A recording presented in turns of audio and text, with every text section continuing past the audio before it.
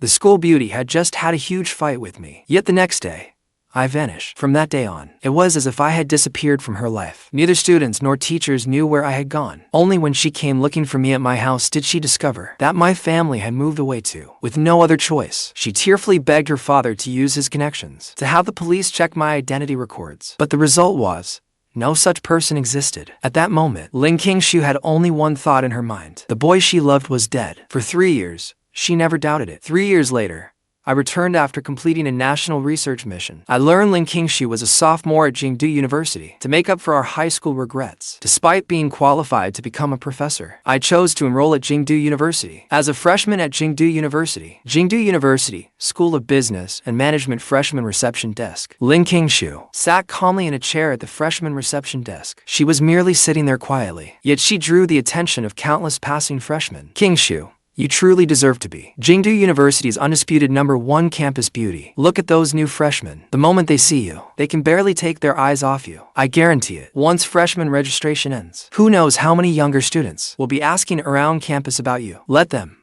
I am not interested in dating anyway. Rather than dating them, going with you girls to enjoy the evening breeze by Wyoming Lake, then grabbing late-night snacks on Snack Street is far more romantic than love. But after she said that, the light in Qingxue's eyes suddenly dimmed. Enjoying the breeze together by Wyoming Lake, eating barbecue at the Snack Street outside the North Gate, reading together in the university library, and skipping class to watch him play in the university basketball tournament. Back then, she had said all those things to that boy. But now, on this campus, among the crowds of passing students, some had eyes like his, some had noses like his, and some even spoke like him, but none of them were him. Seeing the shadow in Qingxue's eyes, Li Jin grew a little nervous. Qingxue, you are not still hung up on that boyfriend of yours who died 3 years ago, are you? Qingxue's past was something their dorm mates generally knew about, whether it was innocent high school love or an unspoken crush. Everyone had been through something similar in their youth. But even if she had mourned him for 3 years, those 3 years were already over. Why not try making a fresh start? Qingxue understood what Li Jin was trying to do. She smiled with carefree ease. It is not like I cannot let him go. I just cannot bring myself to like anyone else yet. Qingxue tugged lightly on Li Qian's hand. All right.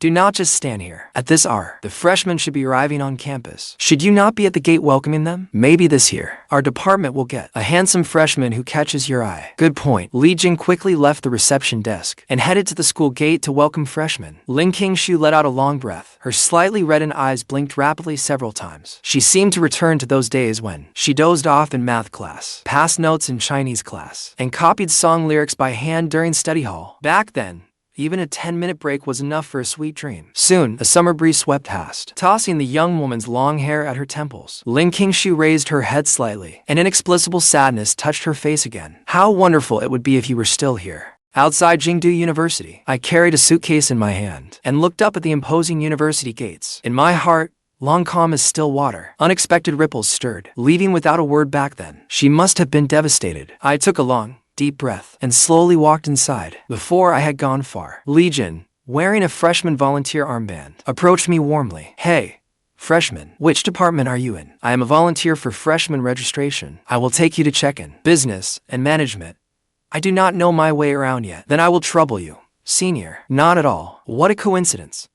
I am in Jingdu University's business and management program too. That makes you my junior in the department. Li Jin reached for my suitcase. Give me your suitcase. I will take you to register right now. Without drawing attention, I quietly pulled my suitcase back. No need. It is pretty heavy. I can manage it myself. Li Jin did not insist. She smiled easily. All right, just stay close behind me. So Li Jin led me toward the freshman registration desk on campus. After only a few steps, I looked up and asked her, since you are a senior in our department, may I ask, do you know Senior Qingxue? Li Jin nodded immediately, her eyes teasing. Of course I know her. You sure have your information, freshman. You have only just arrived, and you already found out who the prettiest girl in our school is. You really did your homework. Are you interested in our gorgeous Lin too? Senior Lin and I went to the same high school, and because of her, I chose Jingdu University's business and management program. Li Jin was somewhat surprised. Then she gave me a knowing look. So you came because of her reputation. Young people these days are something else. But since you went to the same high school, you must have heard about Senior Lin's story too. I was taken aback. As far as I remembered, during high school, Lin Qingxue had always been an excellent student. Aside from being called the school beauty and a top student, I truly did not know what other stories she had. Does placing second in the grade every time count? Because I was always first. Just then, the phone in my pocket suddenly rang. I gave Li Jin an apologetic look. Sorry, I need to take this. Then I picked up the phone and answered. Professor Liu. It is Xiaoyu. Professor Liu was a professor at Jingdu University. Though he was still relatively young, he had already become one of the nation's leading authorities in microelectronics and solid-state electronics. He was currently at Jingdu University School of Electronic Information, serving as the vice dean in charge of research. During my 3 years at the research base, my expertise had won over many of the nation's leading professors from numerous specialized fields. It had also built me an extensive network. A cheerful middle-aged man's voice came through the phone. Chief Engineer Chu, I am terribly sorry. The original plan was for me to welcome you at the university gate, but an urgent project ran into trouble, and they need my help. So I am not in Jingdu right now. I truly apologize. The project comes first. I am fine. I am already registering. Still, I do understand. With your research abilities, you could go straight into a doctoral program. Why suddenly want to attend college? Chief Engineer Chu, I will say what I have always said. Whenever you change your mind, I can immediately submit a proposal to the higher-ups to make you an honorary professor at Jingdu University. If you want to teach courses, we can create a special program for you to teach. I guarantee it. The benefits we offer will definitely be better than Huiking universities. Back at the research base, I was the prize every university dean wanted to snatch up. But back then,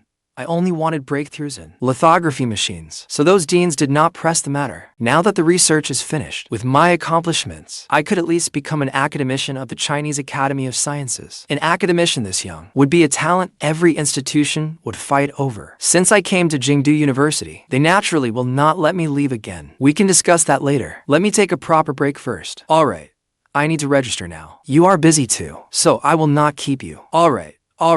Go register first. I may not be on campus for now, but if you have any problems with daily life, just call me directly. Alright. When you return to Kyoto, I will definitely come visit you. I hung up. We had reached the freshman registration area. Li Jin looked around and found that Lin Qingxue, who had been at the reception desk, was suddenly gone. She hurried over to the others and asked, Where is Qingxue? I brought her a junior from her hometown. Our beautiful Lin said the weather was too hot, and we had worked hard here all day. So, she was treating us to milk tea. She went to pick it up. Li Jin looked disappointed as she turned to me. Sorry, freshman. Your senior had something come up. You cannot see her for now. I nodded with a soft smile. It is fine. We have plenty of time ahead, and we will meet eventually. Which class are you in? Business and management. Freshman class 1. Then there is no problem. Qingxue and I are both your assistant counselors for business and management freshman class 1. At tomorrow's freshman meet and greet, you will see her again. Go register first. I nodded slightly. I walked to the business and management registration table. After a staff member verified the details on my admission letter, I found my name on the freshman list. After signing, I received my dorm key and student card. A senior student walked up to me. Freshman, got everything. I will take you to the dorm now. Drop off your luggage first, then collect your bedding at the dorm office, and some daily essentials. I nodded slightly. Then I followed the second-year senior toward the business and management men's dorm. Not long after I left, Lin Qingxue soon returned to the School of Business and Management with the milk tea. Li Jin, at the freshman registration area, immediately rushed up to Lin Qingxue. Qingxue, your timing could not have been worse. Listen, our department has an incredibly handsome and seriously charming freshman this year. He said he went to the same high school as you. I think this junior of ours definitely came here for you. Lin Qingxue smiled helplessly. Stop right there. I have no intention of dating. I did not say you had to date him. He is a junior from your hometown and your own department. You should at least look out for him. Besides, he is in class 1. You will see him at tomorrow's freshman meeting. His name is Xiaoyu. So, does that name ring a bell? The instant Li Jin said that, Lin Qingxue's heartbeat seemed to falter. Even her voice began to tremble. What did you say his name was? Xiaoyu. Is something wrong? Lin Qingxue shook her head in disappointment. Her voice edged with urgency. No. It is nothing. Which way did he go? Li Jin pointed in the direction I had gone. When Lin Qingxue looked over, the backs of the second-year senior and me were just disappearing around a narrow lane. But in that instant, Lin Qingxue thought she saw that boy's silhouette. Then she quickly shook her head. No, that is impossible. They probably just share the same name. 3 summers ago, he had argued with me and said he would never speak to me again. But after calming down for 2 days, he messaged me again. Yet from that day onward, I seemed to vanish from her life. Neither classmates nor teachers knew where I had gone. My family had even moved away. When they checked with the police, even my identification records had been erased. At that time, one thought entered Ling Qingxue's mind. I was dead. For 3 years, she had believed it. So, in her eyes, that silhouette could not possibly be mine. At most, it was someone with the same name and a similar silhouette. In the end, Ling Qingxue trembled slightly and held back the steps that had been ready to chase after him. The second-year senior left after taking me to the dormitory, following the room number marked on my key. I opened the door to my college dorm. Soon, the other two roommates arrived. The four of us ranked ourselves by age. Zhu Pengfei was the eldest, Zhang Mingyang was second, I was third, and Wang Lei was the youngest. It was not easy for us to gather here from all over. I am from Jingdu, so I know this area well. Dinner is on me tonight. How about we have a meal together? Zhu Pengfei quickly waved his hands. Forget about treating us. We can split the bill, but you know the area best. So, you pick the place. Wang Lei, and I smiled and nodded. Just then, Wang Lei's phone chimed. He quickly looked down at it, then raised his phone for the rest of us to see. Guys, have you joined the class group chat? The counselor made one. There is a message saying, our assistant counselor this year is Ling Qingxue. You know who Ling Qingxue is, right? Zhu Pengfei was the first to react. No way. Seriously? Ling Qingxue is our assistant counselor. I raised an eyebrow. The information I had previously asked someone to find told me that Ling Qingxue was popular at Jingdu University, but I had not expected her to be this popular. After reading the group message, Zhang Mingyang let out a sigh. What a shame. As Jingdu University's #1 campus beauty, Senior Lin has never gotten over the boyfriend who died 3 years ago. Otherwise, with her being our assistant counselor, I would definitely try to pursue her. My heart stirred. I looked up. Her ex-boyfriend from 3 years ago. Did Ling Qingxue have a boyfriend 3 years ago? Zhang Mingyang nodded repeatedly, his face eager for gossip. According to what I have heard, Ling Qingxue's ex-boyfriend was her deskmate in her first year of high school, but he later died in an accident. What a pity. It would be different if she had simply broken up with him. But the guy is dead. I doubt our beautiful Lin will ever be able to forget that high school boyfriend of hers. I froze. Her first-year deskmate. I remembered that Ling Qingxue's deskmate back then was me. When did I become her ex-boyfriend? I admit it. I did have feelings for her back then. But before I could act on them, I was taken away for research. What happened during the 3 years I was gone? No. I had to get answers. So I shot up from my chair.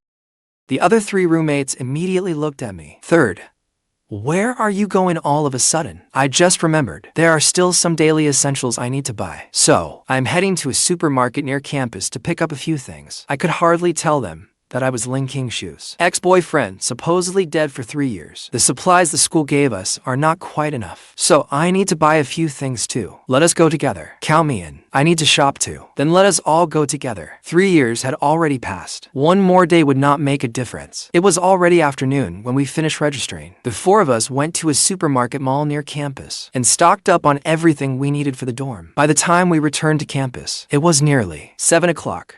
We put our things down, and after all 4 of us washed up, Zhang Mingyang looked at us and said, it is about time. Let us check out the area around campus and grab a late-night snack. No problem.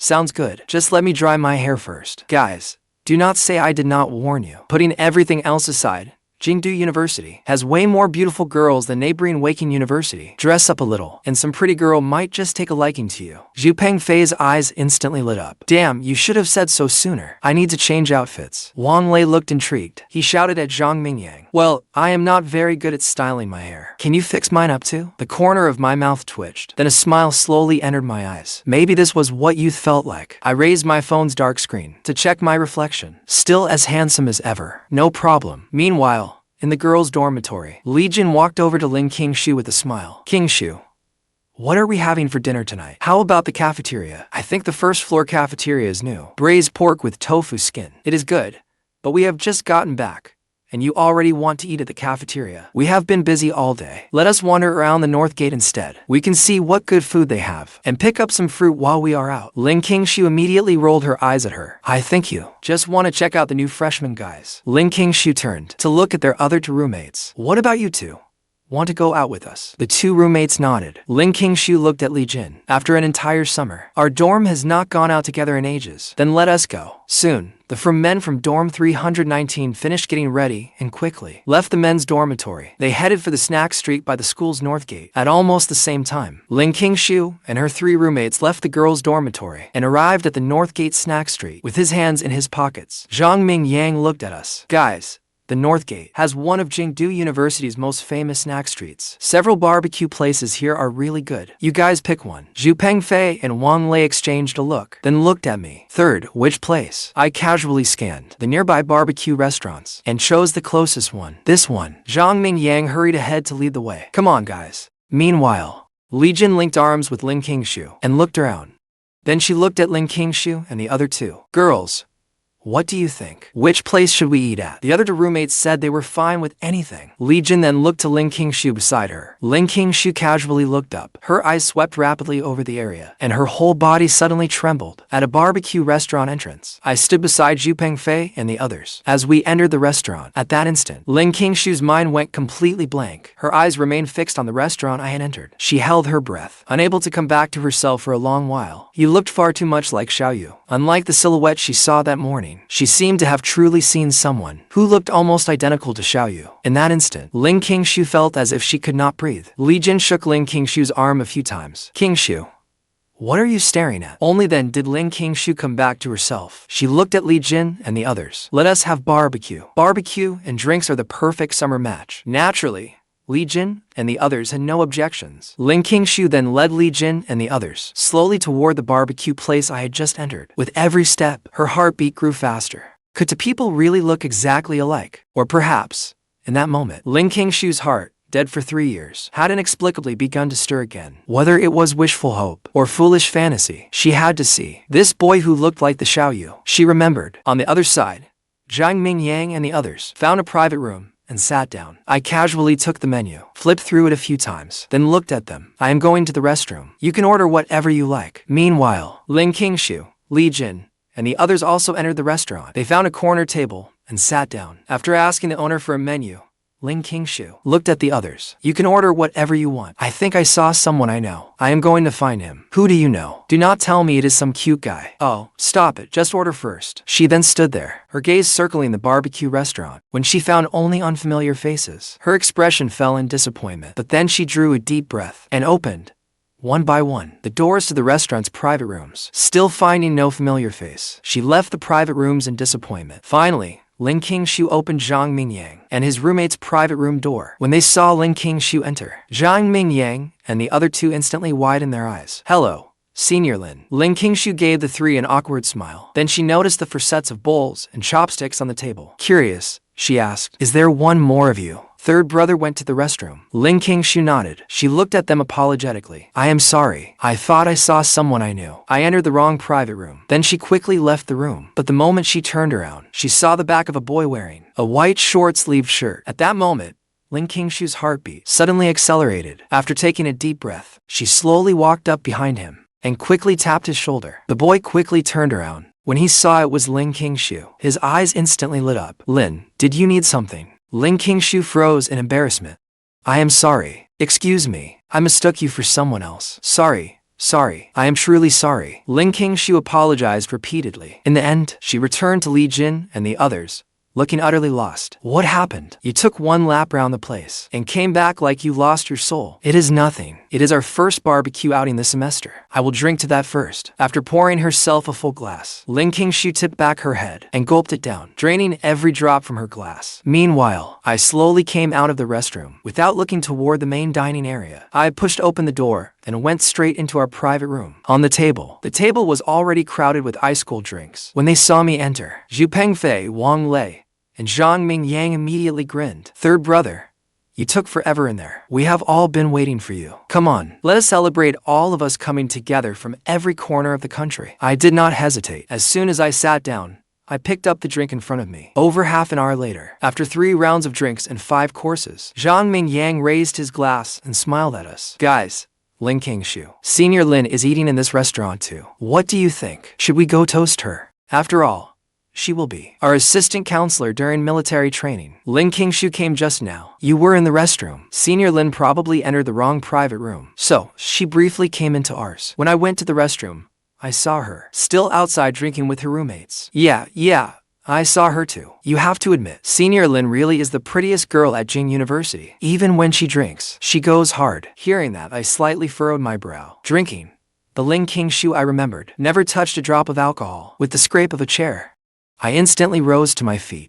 Zhu Pengfei and the others immediately looked at me. Third brother, where are you going? I am stepping out. You keep drinking. With that, I pushed open the private room door and walked into the main dining area. Looking around, I quickly found Qingxue, who was drinking nonstop. At the table, Li Jin and the other two roommates looked at Qingxue worriedly. Qingxue, stop drinking. Look, you have had too much. Qingxue's eyes had turned unfocused. Even the hand holding her glass trembled slightly. Her face was deeply flushed. I am fine. I will finish this last glass. Then I will stop. Then, before her eyes, a face suddenly appeared. The face that had haunted her dreams. Though it looked somewhat blurry, Qingxue was certain it was me. I snatched the glass from her hand and downed it in one gulp. Do not drink any more. Li Jin looked at me in surprise. It is you, Junior. Hello, Senior. How much has she had? Li Jin pointed at the 7 or 8 empty bottles on the floor. Our campus beauty drank all of those. She has had too much. Qingxue suddenly looked up from her slightly reddened eyes. 2 streams of tears instantly fell. I am not drunk. Xiaoyu, is that you? Xiaoyu, you finally came back. Then Qingxue tightly hugged me where I stood beside her. I promise you, I will never argue with you again. Just do not suddenly disappear again. Okay. My feelings were complicated. I gently reached out and patted Qingxue's trembling shoulder. I looked at Li Jin. Senior, where is your dorm? Let me help you take her back. Li Jin was briefly stunned, then became excited. Yes. We cannot carry her ourselves. We will trouble you, Junior. It is no trouble. I wrapped an arm around Qingxue's waist and swept her into a princess carry, quickly lifting her from the chair into my arms. Then, with steady steps, I slowly left the barbecue restaurant. Inside the private room, Zhu Pengfei and the others poked their heads out. They watched me carry Qingxue away, and all of them froze in bewilderment. That escalated quickly. They had just been discussing whether they should go toast Qingxue. But with me, I just picked her up and took off. What was going on? Among Qingxue's roommates, the other two were equally confused. Over their first year at university, guys pursuing Qingxue included rich heirs with luxury cars and successful entrepreneurs from off-campus. But without exception, Qingxue had rejected every one of them. On campus, she had shown no interest in any guy at all. So, why had this junior shown up and made her throw herself into his arms? Li Jin was surprised as well. From the look of things, there was surely some juicy history between these two. But as far as she knew, Qingxue had only ever had a history with one guy. That was her ex-boyfriend, who had been dead for 3 years. Could this be Xiaoyu? At that thought, Li Jin could not help shuddering. Could he have somehow come back from the dead? But at that moment, she had no mind to dwell on it. She quickly ran to the restaurant cashier. After paying the bill, she took the other two roommates and followed me outside. Outside the barbecue restaurant, many university students passed by. The moment I carried Qingxue out of the restaurant, I instantly drew the attention of countless students. Girls, look. He is carrying her like a princess. Are they filming a romance drama? That guy is so handsome, and his legs are so long. I wish I were the girl in his arms. Countless girls covered their mouths and squealed, but quite a few sharp-eyed guys recognized Qingxue in my arms. They immediately cried out, "Holy crap, is that not second-year Qingxue in his arms? Let go of my goddess. Let me do it." Qingxue hazily opened her eyes. She stared fixedly at me, so close before her. Her arms immediately wrapped around my neck. She clung to me like a squirrel on a tree. Her fragrant breath brushed against me as she whispered, "Xiaoyu, is it really you? Xiaoyu, you finally came back. Promise me you will not leave again." "Okay, I truly promise. I will never argue with you again." I helplessly looked down at Qingxue in my arms. A trace of tenderness instantly filled my gaze. "I promise I will never leave you again." "Okay." Hearing my words, Qingxue instantly smiled. Like a child acting spoiled, she called out, "Then it is a promise. You are never allowed to leave again. Whoever disappears without a word again is a puppy. I promise, whoever disappears again is a puppy." Only then did Qingxue finally settle down. She curled obediently in my arms and slowly fell asleep. I turned to Li Jin walking beside me. "Is she often like this when she drinks?" Li Jin shook her head repeatedly. "No.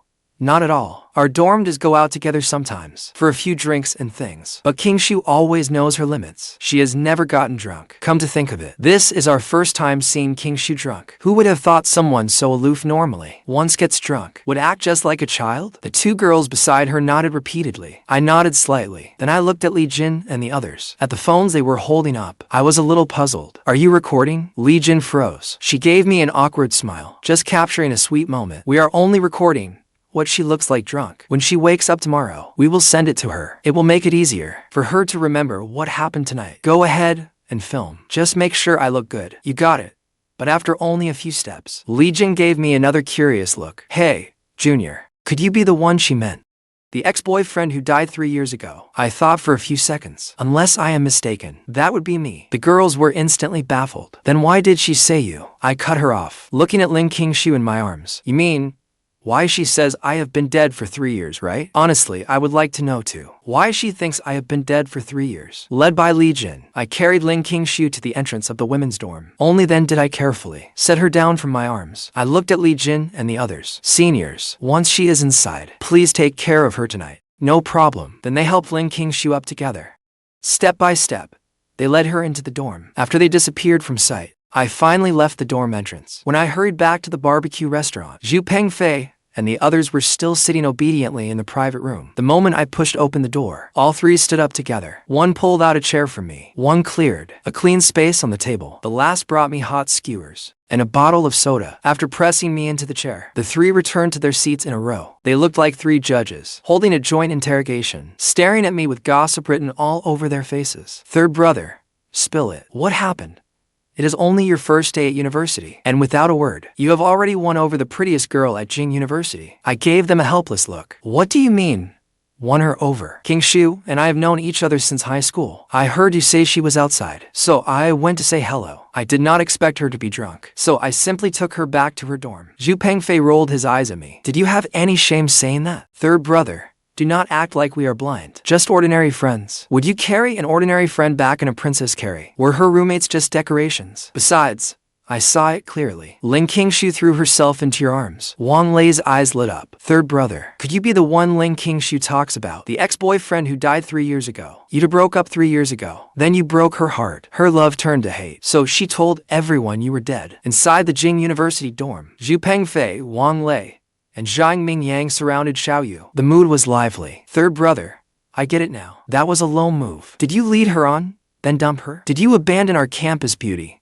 Qingxue, and make her tell everyone you were dead? Damn, if that is true. Over the next 2 weeks of military training, Qingxue is our assistant counselor. She will make our lives miserable. Wang Lei patted my shoulder, his face full worry. You need to sort this out. I did not know whether to laugh or cry. Stop making wild guesses. I have never done anything to wrong her. And we were never a couple. As far as I know, she never dated anyone in high school. Then I get it. That ex-boyfriend Qingxue supposedly lost 3 years ago was made up by our campus beauty, Qingxue. She used that imaginary ex as a shield. In that case, does that mean I have a chance? Zhu Pengfei shot Zhang Mingyang an eye roll, his face full of disdain. Get out of here. Stop fantasizing. I swear on my sharp sixth sense, there is definitely something between third brother and Qingxue that we do not know. In an instant, Zhu Pengfei and the other two all turned their eyes to Xiaoyu again. Zhu Pengfei clasped his hands together, his face full of anticipation. Brother, come on, tell us everything. I sighed helplessly, looking at the three of them. My gaze was open, and my tone sincere. We were never together. I never used and abandoned her either. We were simply classmates. HMPH.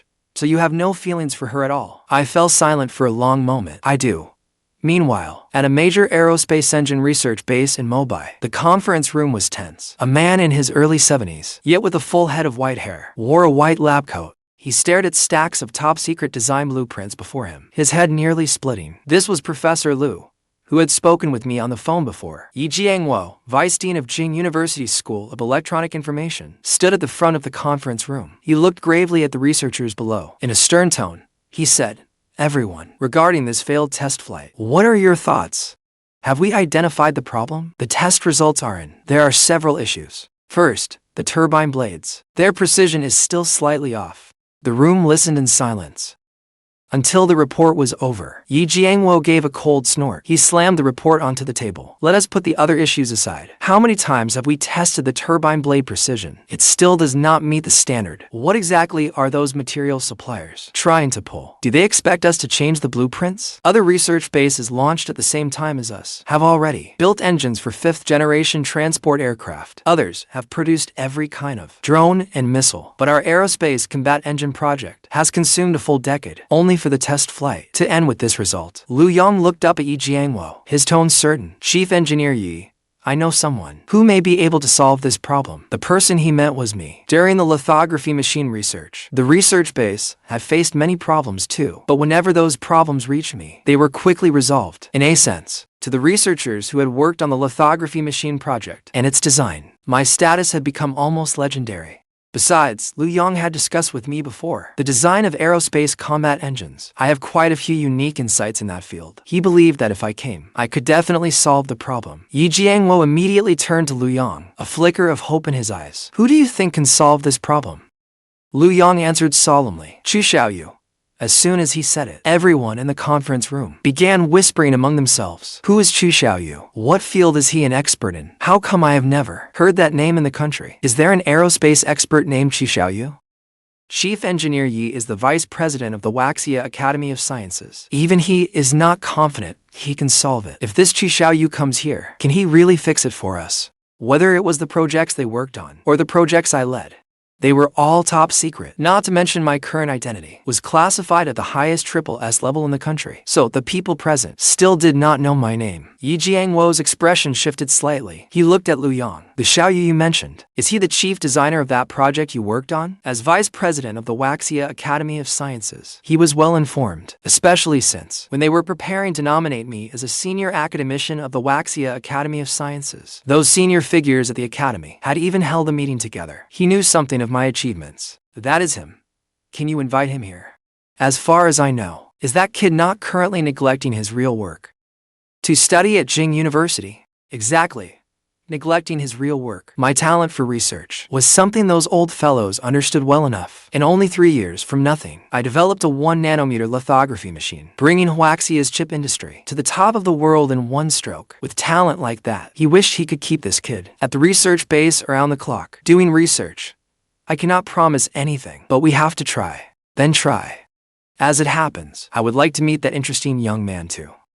We are getting old. Huaxia's scientific future will ultimately belong to the younger generation. The following morning, in the dormitory, I packed my clothes.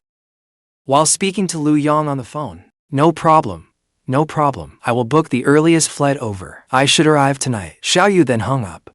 Zhu Pengfei had just climbed out of bed. Still groggy, he scratched the back of his head and looked up at Xiaoyu, who was packing. He looked confused. Third brother, why are you packing so early in the morning? There is something going on at home. I need to head back. Lu Yong called me just now. He wants to invite me to serve as a consultant on the design of a 7th-generation aerospace combat engine and its research. I was not originally needed for this, but I understand that once I devoted myself to research, I no longer belonged only to myself. Just like a few months ago, when I completed that written pledge at the research base, I pledged to devote myself to scientific research, to serve my country with the power of knowledge and technology, and to strive for it all my life. Someone has to do certain things. Zhu Pengfei instantly woke up. His eyes widened. Head back, damn. You are not doing military training? I have already cleared it with the school. Zhu Pengfei nodded, half understanding. Then he asked, just clearing it with them means you can skip military training. How long will you be gone? A week.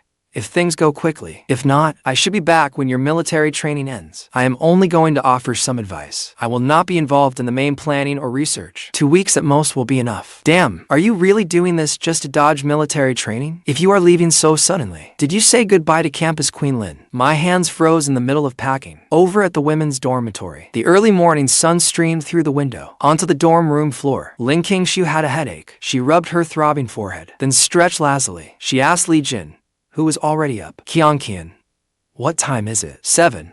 It is still early. Lin Qingxue quickly climbed out of bed. Still bleary-eyed, she rubbed her eyes. I am not going back to sleep. Was I drunk last night? I vaguely remember throwing my arms around someone. Li Jin laughed. Oh, I thought you had blacked out. Li Jin pulled out her phone and opened the video she recorded last night. How about it? Want big sister here to refresh your memory? You actually recorded it? I seriously cannot believe you. Li Jin held the phone out to Lin Qingxue. See for yourself. Do you remember the person carrying you? Lin Qingxue quickly grabbed the phone. The moment she saw what was on the screen, she froze where she stood. On the phone, a video played of me carrying her back to school. It had even captured what I said to the person filming. Make sure I look handsome. In an instant, countless memories flooded her heart. One tear, then another. The tears kept coming, pouring swiftly from Lin Qingxue's eyes, as though she feared I might vanish again. After watching the video once, Lin Qingxue stared wide-eyed at Li Jin and urgently asked, Qian, how do you know Xiaoyu? Where is he now? He's a first-year student in our economics and management department. He showed up after you got drunk last night. Then you threw yourself into his arms, and then he carried you back. Qingxue, Could he be the one you told me about? The boyfriend who died 3 years ago. I have to find him. Ling Qingxue had no time to answer Li Qian's question. She threw on some clothes and rushed out of the dorm. Li Jing called after her. Hey, you are in such a rush. But do you even know which dorm he is in? There were few people coming and going. Outside the men's dormitory, I walked slowly along the path outside the dorm, on my way to get breakfast at the cafeteria. Then Ling Qingxue's trembling voice reached my ears. Xiaoyu. Xiaoyu. I abruptly looked up. Ling Qingxue had already wiped the tears from her face. She stopped before me and simply looked at me. 3 years had passed. My appearance had barely changed, though I seemed to have grown quite a bit taller. The childishness had faded from my eyes, replaced by maturity and steadiness. But my bearing had not changed. Ling Qingxue used to say I seemed old beyond my years, like some elderly scholar. She found my serious way of speaking amusing. I still carried that scholarly air, even in the plainest clothes. I still looked refined and gentle, although Ling Qingxue had already seen me once in the video. Now that we were face to face, at that very moment, Ling Qingxue felt as though her heart might stop. A deathly silence fell between us. Neither of us spoke first. What she felt now was mostly curiosity, confusion, and resentment. She hated that I had left without a word. Even if we had never been together, friends still deserved a goodbye.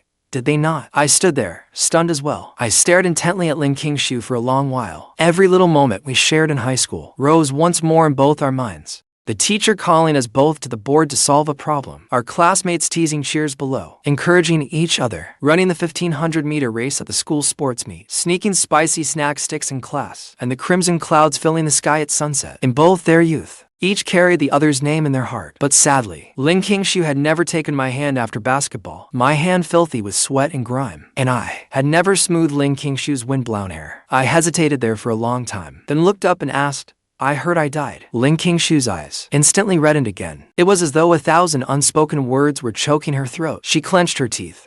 Yes, Xiaoyu, weren't you dead? Why did you come back? For 3 whole years. Ling Qingxue had truly believed I was dead. Yet now, I had appeared right before her again. My words caught in my throat. I desperately wanted to explain what had happened over the past 3 years, why I had left, and what I had been doing. But given my current identity, I could not reveal any of it. All the explanations in my heart were forcibly swallowed back. What I had done over those 3 years, the specific details, could never be known. Not even by those closest to me. Even the contributions I had made could only wait until after my death, before they might be made public, before I could truly stand in the light. In the end, I only said softly, no matter what. Long time no see. Ling Qingxue's expression turned cold. I did not want to see you. I came to see you, only to make sure you were not dead. Now that I know you are alive, I will be going. With that, Ling Qingxue turned to leave. I called after her, Ling Qingxue. Ling Qingxue stopped. Her voice was cold.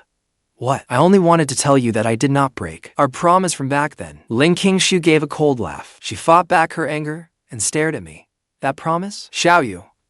What exactly are we to each other? Who do you think you are? You leave whenever you want and show up whenever you want. For 3 years, I sent you so many messages, and you never answered a single one, without any reason. You disappeared as if you had vanished off the face of the earth. Did you think that made you look so cool? So smug? Did you think it would make me remember you for the rest of my life? Didn't you disappear? Since you disappeared, why did you have to come back? That last question was nearly shouted by Ling Qingxue. It was as though she wanted to unleash all the sorrow of the past 3 years, all her hurt and every grievance she had held inside. At first, Ling Qingxue had truly held out hope. Maybe I was playing a prank on her, vanishing for just one summer. Back then, she had thought that once she found me, she would give me a thorough scolding. But eventually, she gave up. For 3 years, there had been no word from me. She had gradually begun to feel she was forgetting the memories we made together 3 years ago. But now, I had suddenly appeared again. Her words left me speechless. What could I say? I had already given my life to my country. I could no longer give it to her. I am sorry. I should not have left without saying goodbye. I left too hastily back then. I did not know how to face you, or tell you that I was leaving. The research project I was joining was a state secret. Even my parents only knew that I had been specially recruited by the state to study at a special facility, serving my country. I had no regrets. But toward Ling Qingxue, my heart was full of guilt. Ling Qingxue cut me off. No, you do not need to apologize to me. We have no relationship. Leave if you want. Stay if you want. Whatever you choose to do has nothing to do with me. I looked at Ling Qingxue apologetically. I have to go. There is an urgent matter at home, and I need to go back for a while. But I will be back by the end of military training, at the latest. Ling Qingxue's expression tightened at once. She instinctively asked, what happened? Then her face turned cold again. If you want to leave, then leave. It is not like I am someone to you. You do not need to explain yourself to me. I have already informed the school, but you are still our class's assistant counselor. If a freshman misses military training, is it not proper to notify their counselor? Besides, in my eyes, you are far more than just my counselor. Qingxue gave a soft huff. Then she feigned composure. I do not know what you mean. Do you need anything else? If not, I will be leaving. That is all this time. This does not count as leaving without a word, does it? I do not want to be a puppy anymore. Qingxue instantly recalled what she had said. After getting drunk last night, her face flushed crimson as she glared at me. I cannot be bothered with you. You have family matters. If you are leaving, then hurry up and go. You are so annoying.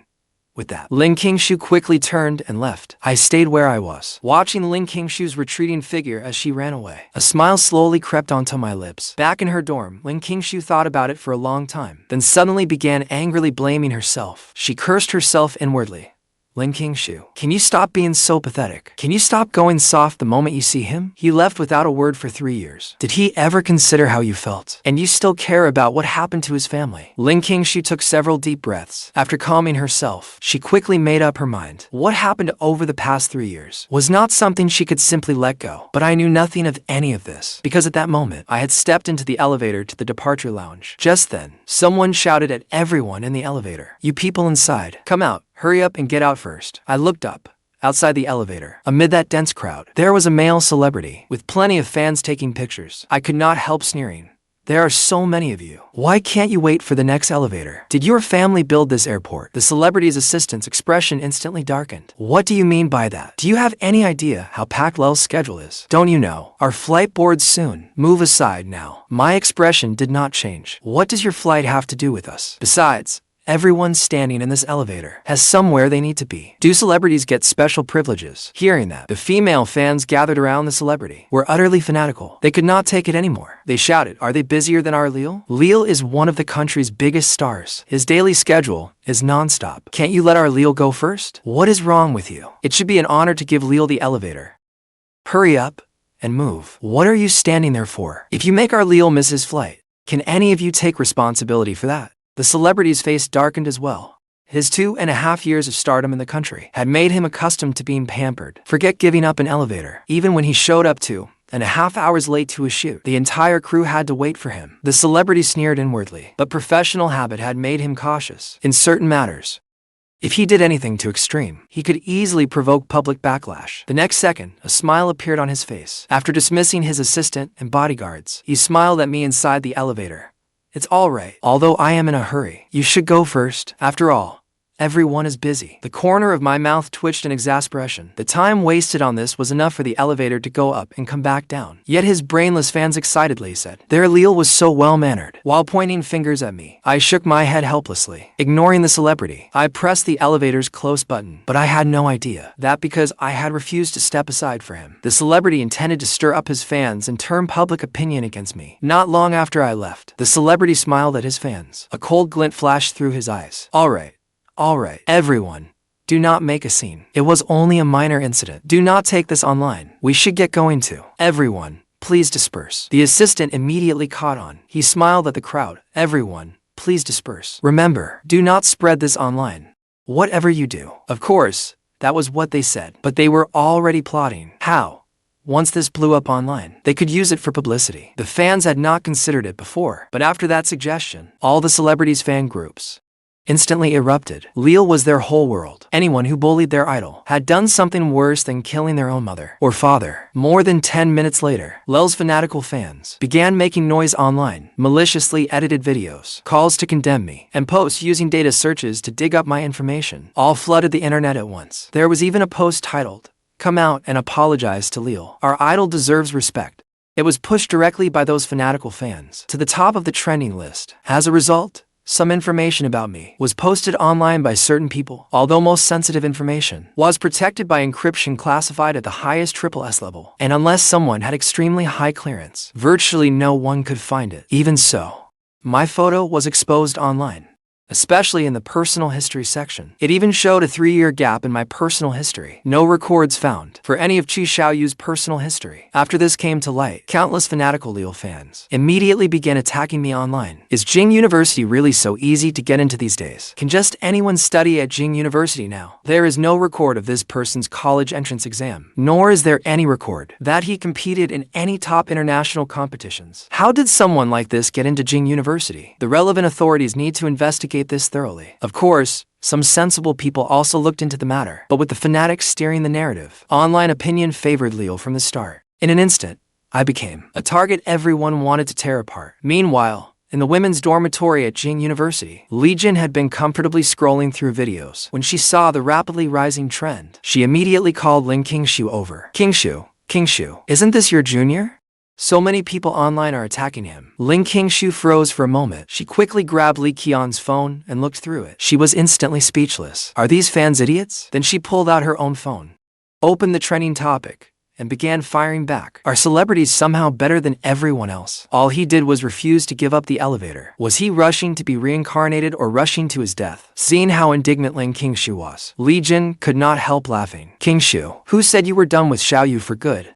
Looking at you, it seems you still have feelings for him. This is about the issue, not the person. If anyone else were treated like this, I would react the same way. But she soon discovered that her comment was instantly buried beneath malicious ones. It disappeared in the flood. Qingxue, this is bad. Lel's fanatical fans clearly have no intention of letting your junior off the hook. He is in serious trouble this time. But at that very moment, inside a special office, a red warning light suddenly flashed. A staff member reported nervously. Remove the trending topic immediately. A large number of users are exposing online the identity of one of our SSS level classified personnel. There is a risk of information being leaked. We are ready to intercept it. Please issue specific orders. When Liu Changqing, director of the National Security Administration, saw this, he flew into a rage. What the hell are you people doing? Immediately, have every piece of information about Xiaoyu removed from the internet and send people to investigate this at once. Find out whether foreign intelligence agents are fanning the flames behind this. You have 10 minutes. If he suffers any harm because of this, every last one of you will pay dearly. China can do without me as director of the National Security Administration, but China's scientific community absolutely cannot do without him. As a brilliant researcher in the country, my personal file had long been linked to the National Security Administration. No matter who it was, or what organization tried to access my records, it would immediately trigger a security alert.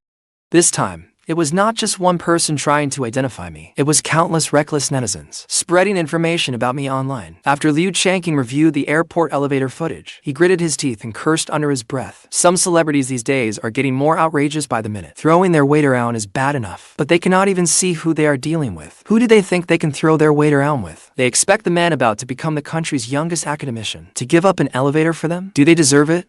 But then, the moment he finished speaking, his phone immediately rang. The moment he saw the caller ID, his heart skipped a beat. Here came someone fiercely protective of Xiaoyu. The caller was Wang Weiman, president of the Hua Academy of Sciences. These old men might look harmless, but when it came to defending their own, every single one of them was a master at it. Liu Changqing took a deep breath. Before nervously answering, Wang Weiman immediately tore into him. Liu Changqing, what exactly are you good for as head of national security? Something this serious is happening online, and you are saying national security bears no responsibility. Let me tell you, if Xiaoyu's identity is exposed, I will throw dignity to the wind and storm into your office to raise hell. President Wang, please calm down. Please calm down. I have people handling it now. 10 minutes. Within 10 minutes, everything online will be taken down. What about that celebrity? I will immediately summon the officials in charge of the Cultural Development Department. Rest assured, I will give you and every researcher at the Hua Academy of Sciences a satisfactory explanation. Fine. I will wait for your answer. Wang Weiman promptly hung up. Liu Changqing let out a deep breath. Sitting in his office, he ground his teeth in fury. Then he picked up the phone on his desk and called the head of the Cultural Development Department. Tell him to be in my office within half an hour, or I will personally go to the Cultural Development Administration. Meanwhile, I received a call from Wang Weiman in the airport lounge. Xiaoyu, stay out of this. Leave it to this old man. Just wait for your flight in peace. Do not let all this outside noise distract you. Within a day, I will give you a satisfactory resolution. I had not thought much of it, but the next moment, several flamboyantly dressed girls walked up to me. Their eyes were filled with contempt. You are Xiaoyu? You are pretty handsome, At least, weren't you supposedly in a hurry? Why are you still waiting in the lounge? Since you are just sitting here anyway. You saw how famous our Leo is and wanted to ride his coattails, right? Don't you want to be famous? Then we will make you famous. As soon as she said that, one of the girls dumped an entire bottle of water over me. I had no time to react. Before I was soaked to the bone. A security guard in the lounge saw it too. He rushed over and shouted, "Hey, what are you doing?" The girls exchanged looks, then quickly ran off. I had just wiped the water off myself with tissues when the phone beside me suddenly lit up. Back in the dorm, a worried Qingxue quietly sent me a text. "Are you okay?" My foul mood instantly lifted. But just as I was about to reply to the stubborn Qingxue, the head of my dorm called. The moment I answered, I flew into a rage. It turned out Qingxue and several girls from her dorm had all spoken up for me online. But someone had exposed that Qingxue and I had been desk mates in high school. Someone had even posted her photo online. Now Lel's fans were viciously attacking her. From the beginning, I had viewed those fanatics with patience and an indifferent attitude. I took a deep breath and looked down at Qingxue's message. She was being abused online like this, yet she was still worried about me. Wasn't she a fool? So I called her. She answered quickly. Her voice was full of worry. "Xiaoyu, how are things at the airport? Are you alright? I heard Lel's fans are completely crazy. They have not done anything to you, have they? Do not worry about this for now. Stay in your dorm for the time being. And do not go online. Watch a movie or something. Once the movie is over, I will have this resolved." But Qingxue sounded agitated. By the end, her voice had turned tearful. "How are you going to solve it? How can you handle it alone?" She regretted it. If she had not stubbornly sulked this morning and had gone to see me off, would this never have happened? To change the subject, I said with a smile, "Sister Qingxue, you are this worried about me. Does that mean you have forgiven me?" "Of course not, Xiaoyu. I am telling you, those are two separate matters. I defended you online, only because they went far too far. That is all. Do not read anything more into it. Give up on that idea. I will never forgive you." After saying that, she silently added to herself, "At least, I cannot forgive him that easily." She was just that hopeless. They had not spoken for 3 years, but the moment I appeared, her heart immediately surrendered. No matter how many harsh words she said, or how angry she felt, the moment she saw Xiaoyu, every bit of unhappiness in her heart vanished without a trace. From the first moment I saw Qingxue, I knew she was still the same girl she had been. She was simply too proud to admit it. The only saving grace was that we had not missed our chance with each other. I looked up and smiled softly. My tone was earnest. "We have plenty of time ahead. Once I have dealt with matters at home, I will properly ask for your forgiveness. I cannot be bothered with you. I am hanging up." Qingxue immediately ended the call. She took several quick, deep breaths, then raised a hand to her flushed cheeks and quickly fanned them. Li Jing grinned mischievously. "Why are you not crying anymore?" After the fans exposed Qingxue's information, countless vicious private messages flooded her phone. No matter how cold she appeared on the outside, deep down, she was only a 19-year-old girl. Qingxue quickly shook her head, picked up her phone again, and began fighting back online again, like a warrior for justice. After hanging up on Qingxue, I took from my suitcase a secure phone and dialed a number. "This is Xiaoyu. Classified identification number, S17171. I request to speak with Director Liu Changqing of National Security." Once the call connected, Liu Changqing hurriedly said, "Academician Chu, I am truly sorry. Rest assured, your identity will never be exposed. National Security will thoroughly investigate everyone involved." "Why did you suddenly go to Jing University as a student?" "So, you went to find your girlfriend. That is more like a young man." But then he frowned. He looked at the topic still shooting up the trending list.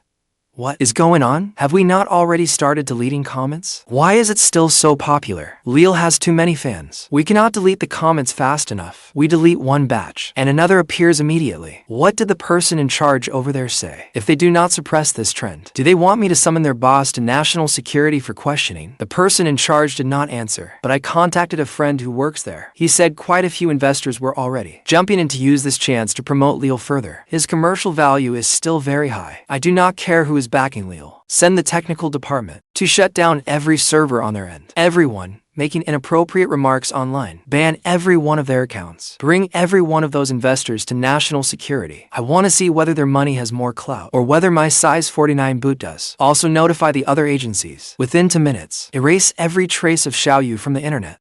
Meanwhile, in the premium lounge, Leo lounged leisurely in a luxurious massage chair. He watched the fiercely raging topic online, his eyes filled with contempt and smug satisfaction. A nobody like you thinks you can fight me. One flick of my finger is enough to make you regret it. His assistant laughed and began flattering him. Brother Leo, your fans are seriously impressive. It has not even been half an hour, and this topic is nearly #1 on the trending list. Your exposure has gone up a lot again. Just as they were celebrating, they had no idea they would soon be making prison uniforms. At National Security, Liu Changqing grabbed the documents from his desk and threw them before the head of the cultural department. In just 10 minutes, the trending topic was taken down. No information about Xiaoyu could be found online anymore. When Liu saw this, he immediately cried out, "What is going on?" The assistant hurriedly contacted an executive working at the platform. As soon as the call connected, the executive cursed, "I am warning you. This is a major disaster. For old time's sake, I will give you one piece of advice. Either run or confess when the time comes and hope for leniency. Resist, and you will be punished severely because of this incident with Leo. Do you know how badly you have dragged us down?" At that moment, the head of the Cultural Development Department called Lil's talent agency directly. The official roared into the phone, "I called you to inform you. Every artist under your agency and every film or television project awaiting release is suspended. Do not bring them to me again. If I approve even one, I will take your surname. Every celebrity at your company who spoke up for Leo online is blacklisted, especially Leo. Though you need not worry about that one. He is finished beyond saving. And before 9 tonight, bring your company's senior executives to the Cultural Development Administration. I am summoning all of you for questioning." The agency president was instantly dumbfounded. Just then, his secretary rushed in. Looking panicked, she said, President's son, something terrible has happened. People from the tax bureau are here. They are taking all of the company's financial and tax records." Meanwhile, at the airport, Leo and his assistant received notice after notice. Appearances cancelled, endorsements cancelled, contracts terminated. Before they could understand what was happening, for plainclothes officers approached. Their expressions were grim as they displayed their credentials. "Big star in the days ahead. Good luck." Leo instantly flew into a rage, but the moment he moved, the 2 officers escorting him pinned him down. Meanwhile, in the women's dormitory at Jing University, Li Jing called excitedly, Qingxue, did you see it? The authorities stepped in. Your Xiaoyu is really lucky this time." Qingxue nodded repeatedly. Then she haughtily explained, "I saw it. Let me state this again. Xiaoyu and I really have nothing to do with each other." But the next second, the phone in her hand rang. Her expression instantly tightened. She quickly motioned for silence. Qingxue said nervously, "Quiet. Xiaoyu is calling." Li Jin instantly grinned mischievously. "And you said you and Xiaoyu are nothing. The second he calls, you get this nervous. Oh, go away." After taking a deep breath, Qingxue finally answered my call. Qingxue feigned an indifferent tone. "Xiaoyu, what is it? Do you need something? I am about to board, so I called to let you know." Qingxue nodded thoughtfully, then immediately pouted. "We are not anything to each other, so go board your plane." "What does that have to do with me? You do not need to call me." But after saying that, she could not help asking, "Did you see what happened online? Leo has been arrested. All those posts about you have disappeared. You were so lucky this time. You just happened to catch the government's crackdown on the entertainment industry's toxic culture." Yes, we should thank the government. I did not explain much more. It was best that she saw it that way, so I did not have to say anything else. Then, inside the airport, a boarding announcement from Mobai sounded. "I have to board now. I will come see you when I am back. Oh, and I want to know, what did you mean by that ex-boyfriend who died 3 years ago?" "My ex-girlfriend." Qingxue's cheeks instantly reddened. "What ex-boyfriend?" "I do not know. Go board your flight. I'm hanging up." After she ended the call, Qingxue immediately grew nervous. Why did he bring that up? She truly believed he was dead back then. Who knew he was still alive? How was she supposed to explain that? "I cannot exactly tell him I liked him so much. So I gave the supposedly dead him the title of ex-boyfriend. Can I?" But then she grew confused again, muttering to herself, "Passengers bound from Jingdu to Mobai. When did Xiaoyu move to Mobai?" Before she could think it over, Li Jin leaned in with a mischievous grin. "Little Qingxue, do you know how you looked on that call? Just like a little girl in love." Meanwhile, Leo sat blankly inside the detention vehicle. He still clung to a shred of hope. He thought he might still save himself. Looking at the officer beside him, he spoke ingratiatingly. "Sir, could you give me my phone? Let me make 2 calls." "You cannot make any calls. Those are the rules. But I can let you see what is being said outside." With that, he took out his own phone. But the instant Leo looked at it, the next second, the officer cursed, "Old Wang. Pull over. Let me sit in front. This kid peed himself." Elsewhere, Qingxue sat in her dorm room, thinking about me again. She stared at their call history, gritting her teeth, After Xiaoyu went back, there had not been a word from him. Did he get home or not? Li Jin walked over with a sly grin. Qingxue, if you still have feelings for him, just send him a message. No way. This lady is gorgeous. It is not like Xiaoyu is the only man who would want me. Why should I message him first? Meanwhile, to develop a space shuttle engine as soon as possible, I began studying the materials day and night. At 11 that night, I went to Yi Jiangwo's quarters and handed him the flash drive in my hand. Dinyi, these are some of my concepts for aerospace engines, along with my research blueprints. After looking for only a moment, Yi Jiangwo's expression gradually turned grave. The materials I gave him were incredibly detailed. Then my phone suddenly rang. Sorry, academician, he said. It is fine. It is fine. At this hour, it must be that little girlfriend of yours from Jing University sending you a message. Young people fall in love. I have been there myself. Do not mind me. I picked up my phone and looked. Sure enough, it was a message from Ling Qingxue. Are you home? I am home already. I am talking with someone. The moment Ling Qingxue saw that, she was instantly furious. She had finally swallowed her last bit of pride and asked what he was doing. Yet this jerk said he was talking to someone else. He had time to chat with someone else, but not to tell me he got home. Did disappearing for 3 years mean we were not good friends anymore? When we were desk mates, even if he went to take a shower, he would message me to let me know. Men really do change. I was just fooling myself. With a soft huff, Ling Qingxue sent several messages. Looks like I came at a bad time. Then I will not disturb you. You talk to them today, and I will come back tomorrow. That way we can take turns and not seem too distant. Does that sound good? Good night. I am going to sleep. Then, Ling Qingxue suddenly sent me a long string of messages. I was completely baffled. What was going on? And what was with that tone? Seeing this, Yi Jiangwo quickly asked, Did you fight with your girlfriend? When I was courting my wife, I knew exactly how to make her happy. If it is a relationship problem, you can ask this old man for advice. And so, the old man had the nerve to give advice. And Xiaoyu had the nerve to send Ling Qingxue this message. Alright, go to sleep first. The dorm air conditioning is on in summer, so cover yourself well at night. Do not catch a cold. Good night. Smother yourself. You little brat. Elsewhere, when Ling Qingxue saw it, her expression instantly froze. Grinding her teeth, she rapidly typed on her phone. Xiaoyu. It has been 3 years since I smacked you. Are you itching for a beating? I froze. After hesitating for a few seconds, I immediately texted back. Is that not what people say online? Ling Qingxue was livid. Xiaoyu, are you a caveman or something? Li Jin, beside her, immediately shot her a nosy, intrigued look toward Ling Qingxue. Did your Xiaoyu make you mad? Ling Qingxue gripped her phone tightly. I have decided. I will ignore him for at least 3 days. I give you 1 day, tops. Yi Jiangwo looked at my dazed face and asked, how did it go? Did she go happily off to sleep? Yes. She went to sleep. The next morning, Ling Qingxue, serving as an assistant counselor, sat on the athletic field, checking her phone every so often. Li Jin, sitting beside her, asked Ling Qingxue, Do you have flowers growing in that phone? You check it every few minutes. What is going on? Ling Qingxue instantly pouted, her voice utterly aggrieved. It is Xiaoyu. This morning, I sent him a good morning text. Now it is almost noon, and he has not replied once. I said I would ignore him for 3 days, but I never told him that. I even made a social media post with a photo from military training. I posted it just waiting for him to message me. He could at least ask how training at school is going. Maybe I would soften up and answer him, but I gave him the chance, and he still blew it. Did you not say yesterday that you would ignore him for 3 days, so he cannot send me a message? Seeing this, Li Jin could not resist pinching Ling Qingxue's cheek. Please, little Qingxue, could you be any cuter? If he will not message you, then do not bother with him. There are plenty of men out there. If one will not do, find another. It is not like you need Xiaoyu alone. We will see.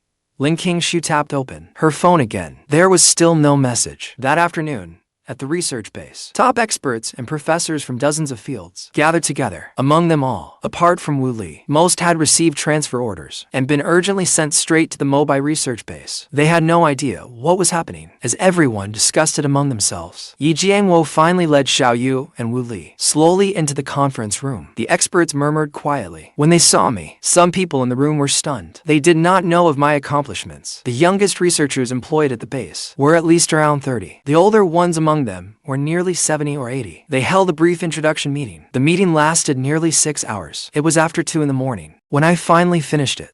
I focused on explaining the theory behind implementing the curvature-drive device. Along the way, I also answered questions from several experts and scholars. When the meeting ended, thunderous applause erupted. It was joined by one impassioned cry after another from the researchers and scholars, echoing through the entire conference room. After saying goodbye to the experts, I went to the security locker by the door and retrieved my phone. As it powered on, I headed back to my dorm at the guest house. Once it was on, I saw a message from Qingxue. She had sent it around 11 that night. It was a simple good night message. After thinking for a few seconds, I smiled and replied, "Good night, sweet dreams." The very next second, Qingxue replied instantly. Well, our busy man finally found time to reply. "Did you wake up?" Qingxue gritted her teeth. "Sleep, my ass." Other than that one good morning text, I truly had not sent him a single extra message all day. It had left me itching with anticipation. Sending that good night message was meant to make him message me first, but he waited and waited, all the way until now. Qingxue took a deep breath. After quickly calming herself, she slowly replied,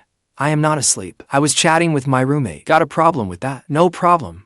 So, when are you planning to sleep?" "I did not realize things at home were keeping you this busy. So busy that all day you could not spare a moment to text me." I spent the morning refining the materials. That afternoon, I received experts and professors from all over. At night, I had to hold a meeting for them. I really was busy. Well, good for you. Qingxue thought, if you are that busy, then just do not text me at all. Go focus on your work. But in the end, she still did not send what she was really thinking. Instead, she asked curiously, "You made me so mad last time that I never got the chance to ask. Xiaoyu, you vanished without a word for 3 years. Do you not owe me an explanation?" But after thinking it over, she realized that asking it this way might seem a little too eager. So she added, "Of course, if you do not think you need to explain it to me, that is fine. It is not like we are anything to each other." Stupid Xiaoyu, you disappeared without a word for 3 years. The fact that this beautiful girl is still willing to text you means you are already lucky. You had better give me a proper explanation for why you left without saying goodbye 3 years ago. Qingxue,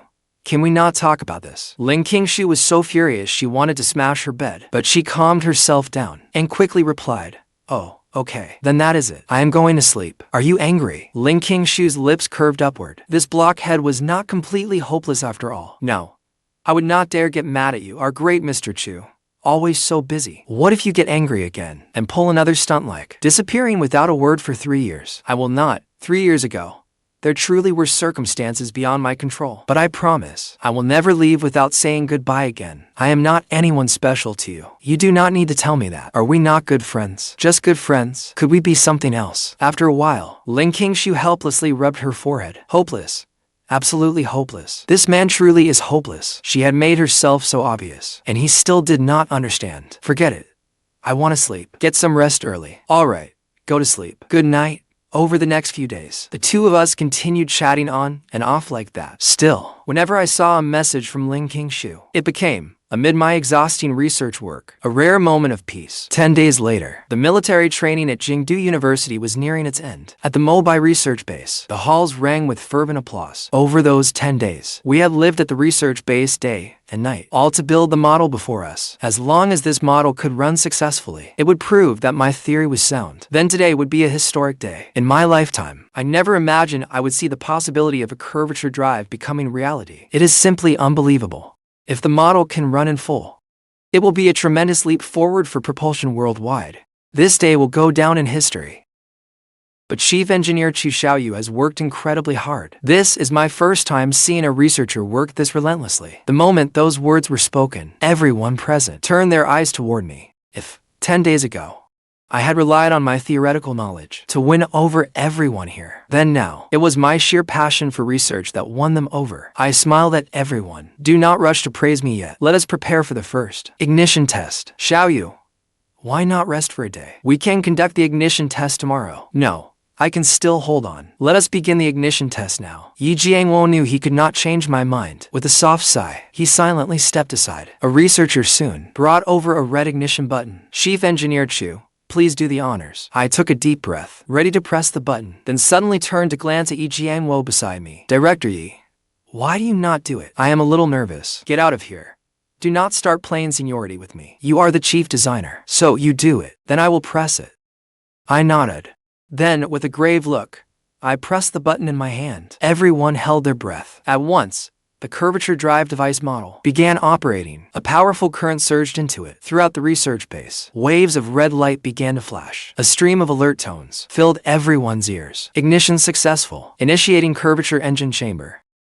As the final countdown ended, a 110-pound sphere was dropped from midair into the curvature field. The iron ball should have fallen straight down, but the instant it entered the curvature field, it shot forward instead, before smashing heavily into a massive iron door roughly 330 feet away. At that sight, everyone finally let out the breath they had been holding. Throughout the base, cheers erupted.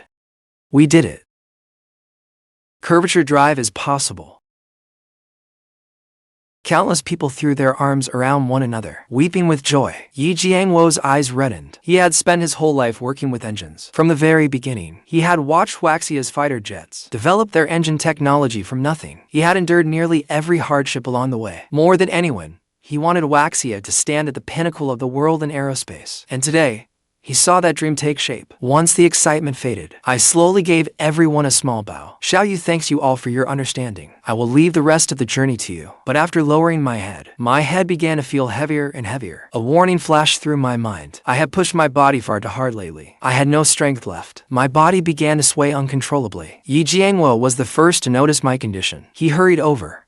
Xiaoyu, what is wrong? Since that morning, Yi Jiangwo had sensed that something was off with me. But, with the curvature drive model nearly assembled, I had forced myself to keep going. Now that the test was over, that last bit of resolve drained away. I gave a bitter smile. My physical condition really was not good enough. It had only been 10 days, and I was already in this state. I had a fair idea of my condition. I was simply exhausted. I just did not know how many days I would be unconscious. I hoped it would not be too long. Otherwise, Qingxue would worry again. Using what little strength I had left, I glanced at Yi Jiangwo from the corner of my eye. I am causing you trouble again. The next second, I slowly closed my eyes. My body pitched forward beyond my control. Faintly, I heard Yi Jiangwo shout toward the door. Quick, someone, hurry. Get him to the mobile military hospital above Jingdu University. For if Huaxia's most advanced fighter jets roared overhead, at the center of their formation, an armed transport plane flew steadily. The students on break all looked up at the blue sky, their expressions tightening. Holy crap, for fighter jets as an escort. Who could be aboard that transport plane in the middle? Or was it carrying crucial supplies? They even deployed fighter jets. What on earth happened? Some students took out their phones to record it. The normally easygoing military instructors instantly sprang to their feet. Everyone, put your phones down. No photos. Delete every photo you took. Now, amid the chorus of reprimands, the chief instructor's voice sounded over the loudspeakers. Break is over. Everyone, put down your phones. Though no one yet knew why so many fighter jets and transport planes had deployed together, something major had clearly happened. Elsewhere in Jingdu, others had captured the scene as well. But remarkably, either their videos would not send at all, or, after being uploaded, they were deleted in less than a minute. Qingxue looked up. She watched the fighter jets roar through the sky. For some reason, her heart suddenly clenched. Li Jing quickly noticed something was wrong with her. Qingxue, what is wrong? You look pale. It is nothing. I just suddenly feel unwell. I will be fine after a short rest. Yet her gaze remained fixed on the sky, on the fast-vanishing fighter jets. 3 days later, in the special care ward of Jingdu Military Hospital, after I was taken to Jingdu General Hospital, the higher-ups issued a direct order. They summoned virtually every leading specialist from the General Hospital. They all examined and consulted on my case. It left them all on edge, until it was officially confirmed that I was merely overworked and needed rest. Only then did everyone breathe a sigh of relief. Meanwhile, on Jingdu University's field, Li Jin asked Qingxue beside her, Qingxue, want some milk tea? No. I am in a terrible mood. I do not feel like eating anything. What is going on with you? You have been distracted for 3 days. What is happening? When Qingxue came back to herself, Li Jin asked with a smile, is it because of Wang Shuji? I heard that. He plans to confess to you at tonight's welcome party. You are not worried about that, are you? That is not the main reason. Since 3 days ago, after I sent him a good morning message, he has vanished into thin air. I sent him message after message, but I have not received a single reply. It is like he disappeared again. Jingdu Military General Hospital. While the 2 elderly academicians bickered, I lay in the hospital bed, and my finger twitched slightly. Then I slowly opened my eyes. From the corner of my eye, I looked at Yi Jiangwo and Wang Weiming beside me. I weakly asked, my phone. Where is my phone? Yi Jiangwo instantly rose from the ward's sofa. He jumped to his feet. Overjoyed, he rushed to my bedside. Then he shouted outside, Little Chu, you are awake, doctor. Doctor, Hurry over. The patient is awake. Looking at the two excited men, I had only taken a nap. There was no need to be this excited. Then I repeated myself. You two, who has a moment? Could you bring me my phone? And by the way, how many days was I out? Yi Jiangwo nodded repeatedly and handed me my phone. 3 days. I took the phone and quickly unlocked the screen. A flood of notifications instantly appeared. They were a long string of messages from Qingxue. Good night. Did you stay up all night? Where are you, Xiaoyu? Are you planning to disappear again? Why are you not replying? Xiaoyu, I am giving you another half hour. If you still do not reply, I will never speak to you again. Xiaoyu, you jerk. I am giving you one last chance. Reply to me. Xiaoyu, where on earth did you go? Xiaoyu, I hate you. Third brother, I have urgent news for you. At our school's welcome party in a few days, that second-year vice president of the student council is going to confess to Senior Lin. Are you done dealing with things at home? I scrolled down. I opened the class group chat. Everyone, tonight at our department's welcome party, all students must use admission tickets to enter the auditorium. Do not lose your ticket. And to the classmates performing, give it your best tonight and make our class proud. After quickly reading the messages, I immediately looked up. I called out to the doctors who had just reached the door. Can I be discharged today? Before the doctors could react, Yi Jiangwo and Wang Weiming both looked at Xiaoyu. Little Chu, did the doctor not tell you to rest? Why do you want to leave the hospital today? If it is for tonight's celebration banquet, we can have someone pick you up from the hospital. They can wheel you over if necessary. Or better yet, do not go at all. The doctor came over to me too. Mr. Chu, being discharged today is not a problem, but can you guarantee your body will recover within half a day? I can guarantee it. I looked at Wang Weiming and Yi Jiangwo. What is the schedule for the celebration banquet? It will be held at the Great Hall. It starts at 7. Around 7:30, the chief will present awards and give a speech. It ends at 8. Then we will head to Jiangshan Pavilion's State Guest House for dinner. I checked the welcome party time on my phone again. The welcome party begins at 8 tonight. How long does it take to get from Jiangshan Pavilion to our school? It is very close. About 10 minutes. Yi Jiangwo was instantly shocked. Xiaochu, you are not planning to return to school, are you? Can you manage in your condition? It is fine. Please help me up and order me some food. After I eat, I will begin rehabilitation exercises. Once I attend tonight's celebration banquet, I will not join you for dinner. Just have a car ready to take me straight back to school. Why must you go back today? The doctor said you only need 2 or 3 days of rest. Why rush over just 2 or 3 days? I sighed helplessly. Someone is stealing my girl. Inside Jingdu University's grand auditorium, new and returning students from the School of Economics and Management gathered together, seated row by row. Throughout the auditorium, Qingxue stood in the backstage lounge.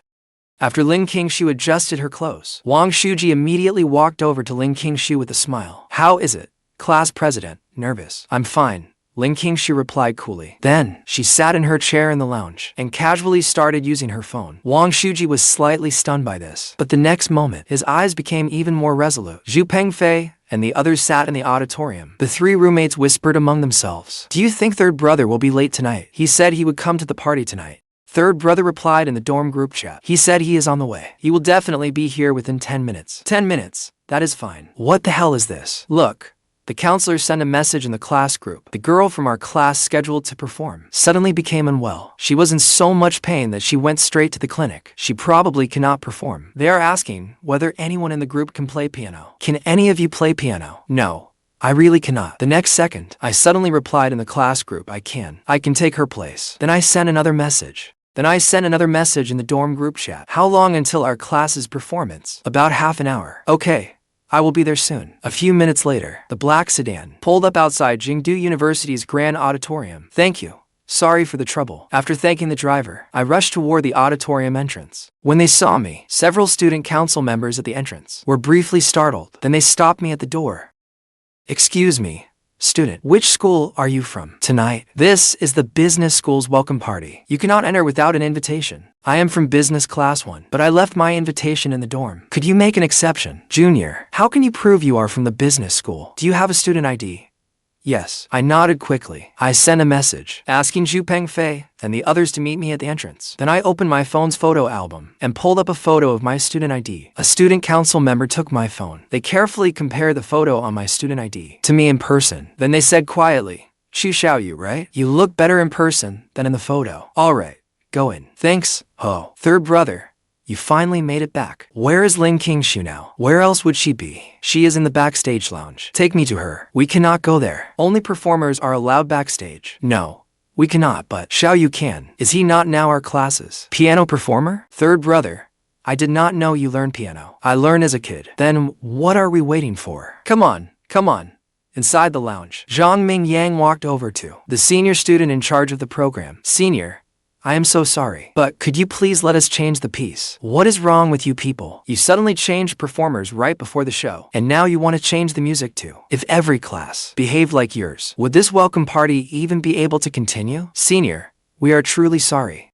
It is just that the original piece is one our replacement performer does not know very well. Please let us change it. Where is the replacement? Tell him to come speak to me himself. Well, our dorm's third brother is not much of a talker. He is rather shy. There he is, standing right here. Senior, please make an exception. The senior student looked at me. Her eyes instantly lit up. You mean he's playing a Maiden's prayer? I know that piece too. It expresses a young girl's longing for beautiful dreams. Is he playing it for his girlfriend? No, of course not. Senior, from elementary school until now, forget dating. Our third brother has never even held a girl's hand. But you know, Qingxue took a deep breath. After shaking her head, her voice trembled slightly. Please welcome Xiaoyu from Business Class 1, performing the piano piece, A Maiden's Prayer. As soon as she finished speaking, student council members backstage came forward and moved a piano from beside the stage to one side of the stage. All right, Junior Chu, it is your turn to go on. Good luck. I nodded slightly. Then I slowly left the backstage lounge, climbing the steps one by one onto the stage. I took one deep look at the other side of the stage, where Qingxue stood expressionless, then quickly stepped before the audience. After giving a slight bow, I straightened up and walked to center stage. I bowed lightly to the audience, then gave Qingxue another deep look from the side of the stage. Only then did I slowly leave the stage. Qingxue quickly composed herself. She went on stage with Wang Shuji to introduce the next performance. When they were done, she looked at Wang Shuji and said, I need to take care of something. I am going backstage. If I do not return in time, you can announce the next act alone. Qingxue had just returned from the stage to the lounge when she had not spotted me yet, and I grabbed her right hand. Come outside with me first. Qingxue did not struggle. Expressionless, she let me pull her into the corridor outside the lounge. The moment I shut the lounge door, Qingxue fiercely jerked her hand away, breaking free from my grasp. She looked at me coldly. Xiaoyu, have you had enough? 3 days ago, you disappeared without a word. Now, you suddenly show up again, even performing on stage. Why did you drag me out here? Do you think this is funny? Or did you want to see how miserable I have been these past 2 days? Qingxue, I feel awful, but I did not know how to explain it. I could not exactly tell her I had been unconscious in the hospital for 3 days. What are you stammering for? Xiaoyu, I admit that I liked you in high school, even when school started. When I learned you were not dead, I was so happy, because I still had feelings for you. That is why I rushed over early in the morning, to wait outside the men's dorm. But that does not give you the right to toy with me again and again. The last time you vanished without a word. I did not ask why. But now you have disappeared again for 3 days without a word. What were you doing? You did not answer my calls or reply to my messages. Do you really think that because I like you, you can do whatever you want of me? Qingxue, I really did not mean to. There was a reason I did not reply for 3 days. I truly did not mean it. I came to Jingdu University for you too. Please give me another chance. I promise I will never vanish without reason again. Is that your explanation? Something really happened to me then. Then tell me, what was the reason? No matter how busy you were, you could have sent one message. I forget it. Do not explain. Xiaoyu, I do not care. Why you suddenly vanished 3 years ago, or why you came to Kyoto University now. Whatever the reason, I do not care anymore. Over these past 3 days, I have thought it through. Answer my messages or don't. Go wherever you want. Live however you please. From now on, your life has nothing to do with mine. That way, I will not have to live in fear, wondering when you will leave without a word again. I am exhausted. Xiaoyu, I will not love you anymore. This is the end for us. We will stay out of each other's lives. From now on, we are strangers. With that, she walked past me expressionlessly. She quickly pushed open the lounge's back door and strode into the lounge. Everyone inside turned to stare. Only after Qingxue returned to the other side of the stage did a glistening tear quietly slide from her beautiful eyes. But soon, she wiped it away. After taking a deep breath, she hid the pain in her heart and forced a smile onto her face. That cold, expressionless departure was all an act, but their story could only end here. Perhaps only by truly letting go. Would she stop worrying about when I might vanish again? Her youth was truly over. I watched Qingxue's retreating figure. I wanted to ask her to stay, but hesitated for a long time. In the end, I silently turned and left the backstage corridor. After texting Zhu Pengfei to ask where our class was seated, I returned to my class's section. The moment I sat down, Zhu Pengfei and the others crowded around. Third brother, did you successfully confess to Ling Qingxue? What confession? You joined this performance to confess to Ling Qingxue backstage, did you not? No. That is not it. My confession failed. She was upset because I did not reply to her messages for 3 days. So she got angry. Third brother, that was your mistake. That is right. Now that you are back, our classmates have planned to get together tonight. We are all going to karaoke. The private room is already booked. Come sing with us tonight and have some drinks. There is no hurdle you cannot get over. Fine, but I will skip the drinks. My stomach has not felt well lately. I will go and hang out with you. I can get to know everyone too. It would be awkward to be here this long and not know my classmates. That would be embarrassing. Unless a major project comes up, I will probably stay at school. It is only right to get to know my classmates. I have that much social awareness. All right. Ha ha ha ha. Tonight, I will show you all what a karaoke king sounds like. On stage, Wang Shuji quickly walked up to Ling Qingxue. Class president, what is wrong? What happened? Nothing. Ling Qingxue shook her head expressionlessly. Then she ignored Wang Shuji. Her vacant eyes remained on the stage, watching the others perform. Time flew by. The welcome party lasted only 2 hours. After the final act ended, Ling Qingxue and Wang Shuji went on stage to give the closing remarks. But once the closing remarks were over, everyone was preparing to leave. Perhaps Wang Shuji had arranged it in advance. The stage spotlight suddenly shone on Wang Shuji. Then a student beside the stage immediately brought over a bouquet of roses and placed it in Wang Shuji's hands. When they saw this on the big screen, the students who had planned to leave all sat back down. They watched eagerly for the drama. May I have a few minutes of your time? I hope you can all witness this moment. Wang Shuji raised his microphone, looked at the crowd below, and called out, Ling Qingxue, from the first moment I saw you in freshman year, I fell deeply for you. Today, before everyone in our department, I am confessing my feelings to you. As he spoke, he raised the flowers again and held them out before Ling Qingxue. I have loved you for a year and pursued you for a year. I want to know you. I want to know what the world looks like through your eyes. At some point, I realized I cannot live without you. So today, I hope you will give me a chance to stand proudly at your side and be with you. As his words fell, the entire auditorium fell silent. The next second, the crowd below burst into whispers. That guy is clever. In front of so many people, will she say yes? Third brother, say the word. Should we go up there? But before I could speak, Ling Qingxue said directly to Wang Shuji, I am sorry. I know that accepting your confession is what you want. But for me, if I am going to be with someone, I need to love them very, very much. Sadly, because I cannot love you the way you love me. I cannot accept. And Wang Shuji, I have made it very clear already. I do not like you. So this is the last time. There will be no next time. After saying that, she took the microphone and turned to leave without hesitation. I let out a sigh of relief. All right. The party is over. Let us go back, shower, and change first. Are we not going to karaoke later? Right. Let us go. I looked up at Ling Qingxue's retreating figure. I sighed softly. I followed Zhu Pengfei and the others away.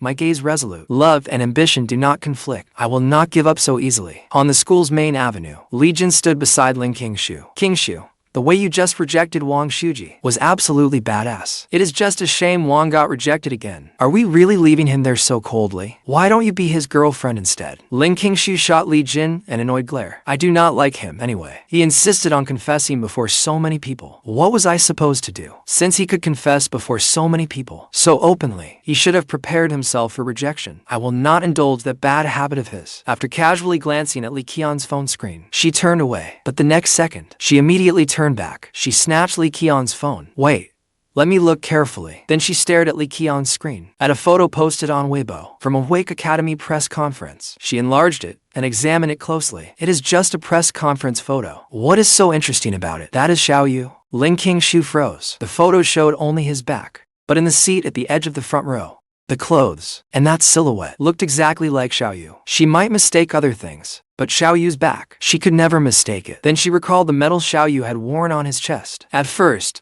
she had not thought much of it, but after seeing that photo, a bold thought instantly surfaced in her mind.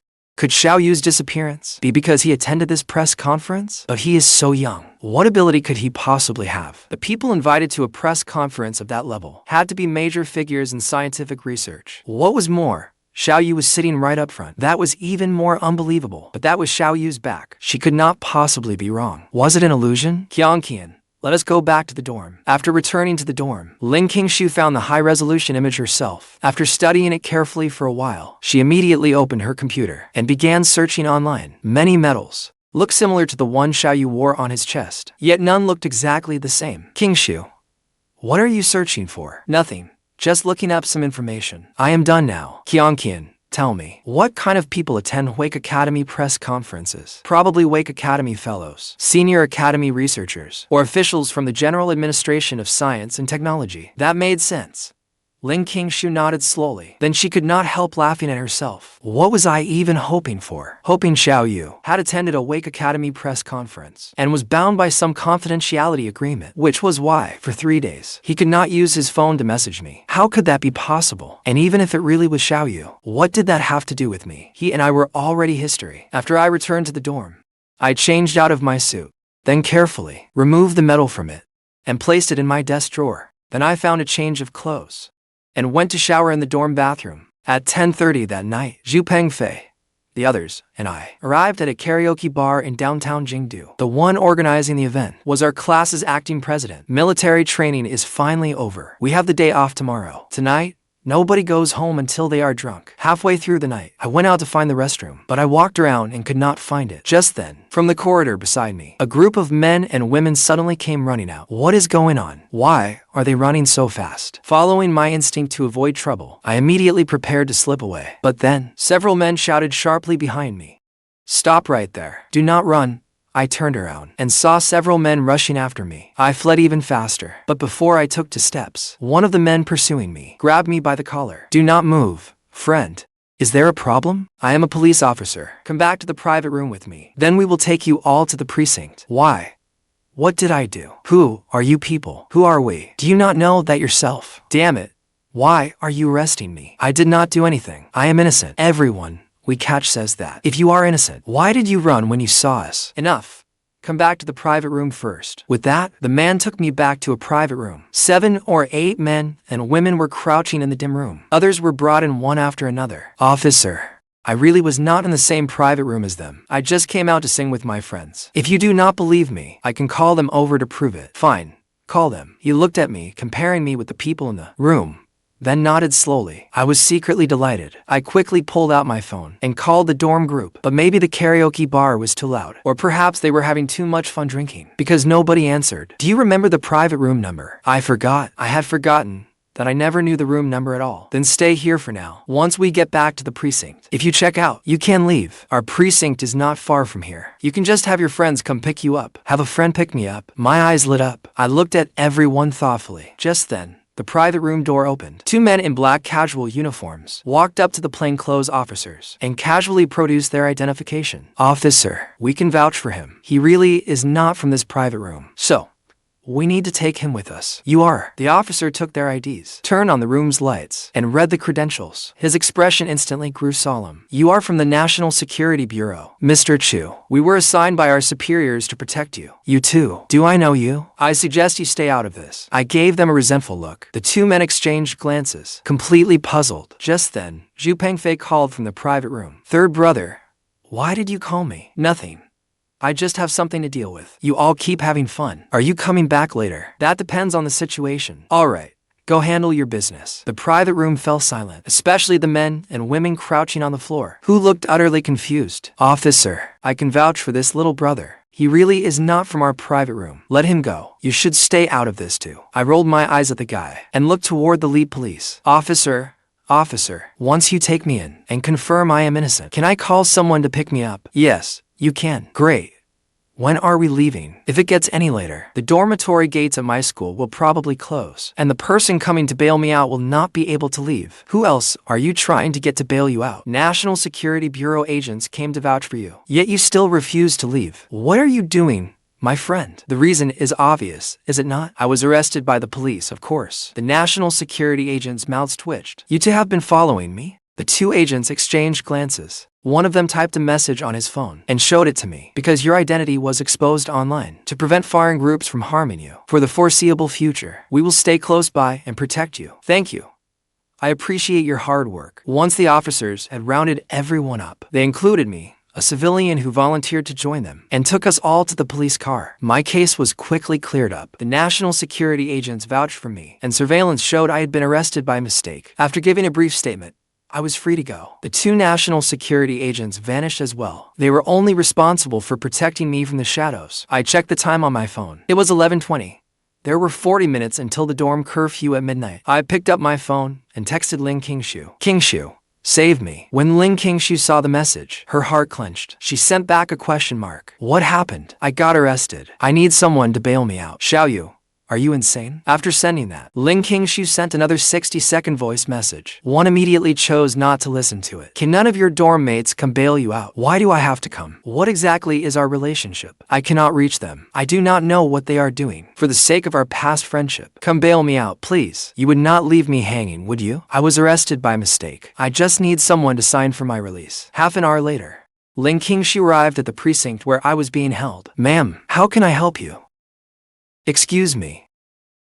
Is there someone named Xiaoyu being held here? I am here to bail him out. You are his girlfriend, right? Did you have a fight with your boyfriend? Hurry up and take your boyfriend home. He is not my boyfriend. But what do you mean? Take him away quickly. Your boyfriend's story has spread throughout the precinct. He was apparently with a group from his dorm, singing at a karaoke bar, when he happened to run into our officers on a case, and was arrested by mistake. Even though his innocence was proven at the karaoke bar, he still stubbornly insisted on returning to the precinct with our officers, saying he wanted to wait for a friend to pick him up. Couples fight. It is nothing you cannot work through. Take him home and give him a good scolding. That will settle it. Even married couples make up after a fight. Your boyfriend has certainly gone all out just to see you. All right. I am so sorry for causing you trouble. Guided by the desk officer, Ling Qingxue quickly found me waiting in the lounge. Once the desk officer left, her face instantly turned cold. She strode toward me. Xiaoyu, is something wrong with your brain? Did I not say we should stay out of each other's lives from now on? Do you not know what that means? Making me come all this way just to yell at you is seriously, completely unnecessary. You came to the police station over this. Why did you not just let them throw you in a cell for a few days to cool off? But even being locked up by the police would be better than you truly never wanting to see me again. I raised my head slightly, wearing a pitiful expression. Ling Qingxue froze. Do not play pitiful. Get up now. Believe it or not, I'll hit you with a shovel so hard you'll max out your health insurance. I have had my rabies shots. Do you think I am afraid of you? Right. Someone who is not even afraid of going to the precinct. What could you possibly fear? Then do not text me to pick you up. No, come back. Let's go. Or do you plan to spend the night here? I quietly stood up and stood beside Ling Qingxue like a chastened little wife. After leaving the precinct, Ling Qingxue stood before me. She looked up at me and asked, "Ready?" I nodded slightly. My stomach suddenly rumbled. Hungry? Yeah. Then let us get something to eat. Neither of us spoke as we walked. We wandered along, stopping now and then, until, at a street corner, we found a barbecue place. After casually ordering some grilled skewers, Ling Qingxue asked the owner for the bottles of ice-cold beer. She opened them with a bottle opener, poured herself a glass, then poured one for me. Have a drink first. I glanced at the drink, remembering the doctor's instructions when I was discharged the evening. For the next couple of days, eat light. No smoking or drinking. Do you understand? But the next second, I nodded without hesitation. I raised my glass and clinked it against Ling Qingxue's. I drained it in one gulp. Goosebumps rose all over my body. Out of the corner of my eye, I secretly watched Ling Qingxue. What are you looking at? Nothing. Then why are you staring? I cannot help it. Do not play pitiful. Eat your barbecue. Now, I quietly picked up a skewer. Ling Qingxue watched me eat, her gaze complicated. After a few bites, I looked at Ling Qingxue. Why are you not eating? I am waiting for you to apologize first. I am sorry. Is that it? Ling Qingxue raised an eyebrow. I am sorry I left without saying goodbye 3 years ago. I am sorry I did not reply to your messages a few days ago. Now that is more like it. So, how do you plan to make it up to me? Name it. As long as I can. Do it. It is simple. Tell me where you have been these past 3 years. Why did you suddenly disappear? How could I tell you? It is not that you cannot say it. You just do not want to. Ling Qingxue stood up. In that case, I will leave first. Do not go. I grabbed her hand. I will tell you. Ling Qingxue stopped. She turned back to look at me. 3 years ago, something happened in my family. I had to leave. A few days ago, my phone broke. I took it in for repairs. So I did not reply to your messages. That is all. Fine. I believe you. Ling Qingxue sat back down and picked up a skewer to eat. I let out a breath of relief. So, we are friends now? Of course. That is good. We ate and talked, and the mood gradually eased. By the time we finished eating, it was already after midnight. Where do we go now? I do not know. The dorm is probably closed. Let us go to a hotel. What are you thinking? We will get to rooms. The two of us walked up to a hotel and went inside. How can I help you? Hello. We would like to rooms, please. The receptionist glanced at our clasped hands. He paused, then said impatiently, right now, we only have deluxe couples rooms with king-size beds left. The room is for 100 yuan. Plus a 200 yuan deposit. Do you want it or not? Should we try somewhere else? I looked at Qingxue. Qingxue took out her phone and searched nearby hotels. None had rooms available. They are all full. Is there a sofa in the room? There is. Then we will take one room. You sleep on the sofa tonight. I will take the bed. Okay. After checking in, we entered the room. The moment we entered, we saw rose petals arranged in a heart at the center of the bed. Qingxue's cheeks instantly flushed red. She fled in a panic to the bathroom, turned on the faucet, and splashed cold water on her face. Qingxue, get a grip. How about I clean this up? I swept the rose petals into the trash. Qingxue came out of the bathroom. Do you want to shower before bed? I showered before I got here. What about you? I showered too. Then let us sleep. Qingxue took a deep breath and sat on the bed. She picked up a pillow and tossed it onto the sofa. You sleep on the sofa tonight. I will sleep in the bed. Okay, it is fine. I nodded slightly and lay down on the sofa. Then strange sounds came from upstairs. Both our faces instantly stiffened. Let us turn off the lights and get some sleep. About 20 minutes later, the sounds upstairs gradually stopped. Moonlight hung high outside the window. Xiaoyu, are you asleep? What is wrong with your voice? Are you a little cold? Why do you not come sleep up here? But there will be a line down the middle. Neither of us is allowed to cross it. My eyes instantly lit up. I sprang from the sofa onto the bed. Why you are not allowed to try anything? I absolutely will not. The room fell quiet, leaving only the sound of our breathing. Half an hour later, I suddenly opened my eyes. My consciousness entered the eternal treasury of knowledge. Qingxue had no idea that my consciousness was inside the treasury of knowledge. Her eyes flickered as she watched me for a while. Seeing that I was sound asleep, her body gradually relaxed. Then, for no reason at all, she glared at me again. Near noon the next day, sunlight streamed through the window onto the blanket. Qingxue's phone suddenly rang. Who is it? Qingxue impatiently fumbled for her phone. It was a call from Li Jin. Qingxue, what is going on with you? It is almost noon. You still have not come back to school. It is noon already. Qingxue felt something heavy pressing down on her. Xiaoyu, get off me. She looked at me sprawled on top of her and immediately slapped me. Xiaoyu. What Xiaoyu? Qingxue, you did not come back last night. Could it be? Qianqian, I have something to deal with here. I will explain later. 10 minutes later, I pointed at one side of my face, where a handprint had already appeared on my cheek, and blocked the bathroom door. My face is this red now. Should you not take responsibility? Qingxue paused. When she looked at my face and saw the handprint that perfectly matched her palm, she immediately burst out laughing. I am sorry. Sorry. I was trying to hold it in, but I really could not. That handprint just looks far too funny. I walked around Qingxue and opened the toiletry kit on the counter. I took out a toothbrush and put toothpaste on it. I also filled the cup beside it with water. Brush your teeth first. After that, I will take you to lunch. Then we can go back to school together. But before we eat, you need to do something for me. What else do you want? Go downstairs and buy me a mask. This handprint, I doubt it will fade for hours. How am I supposed to face people without a mask? Haha. Fair enough. I will buy you a stylish, handsome mask. You can wear it. By the time Qingxue returned, I was nearly finished getting ready too. Seeing the two masks in Qingxue's hand, I immediately asked in confusion, why did you buy the masks? Is one not enough? Qingxue pursed her lips. After putting on one black mask herself, she held out the other black mask in front of me, because I damn well feel like it. Put it on. It should just barely cover the handprint.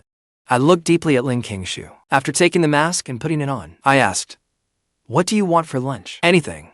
No saying anything. You decide. Then guess what I plan to take you out for. Hot pot. You got it. Outside the hotel. After Xiaoyu and Qingxue left the hotel and walked down the street, two figures quietly appeared behind them. They were the two agents who had come to bail Xiaoyu out the night before. Agents from the National Security Bureau. I understand. Do not worry. If anything really happens, I will protect her, even if it kills me. What is it?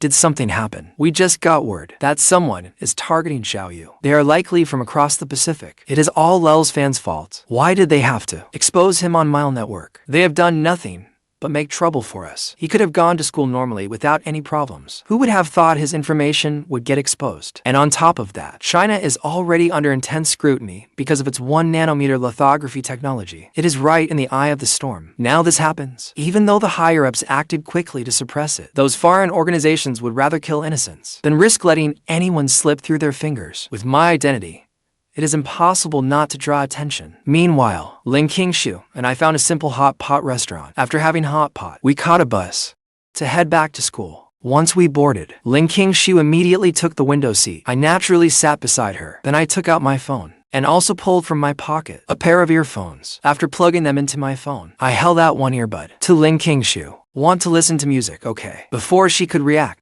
I picked up the earbud and slowly rose from my seat. I moved around in front of Qingxue and with utter seriousness, placed it in her left ear. Seeing me so close before her, Qingxue's heartbeat involuntarily quickened. Why are you so close to me? I am putting in your earbud. Why could you not put it in my right ear? Because I was holding the left one. After carefully putting the earbud in Qingxue's ear, I finally returned to my seat. If you do not like wearing it on the left, I can switch it over. Qingxue rolled her eyes.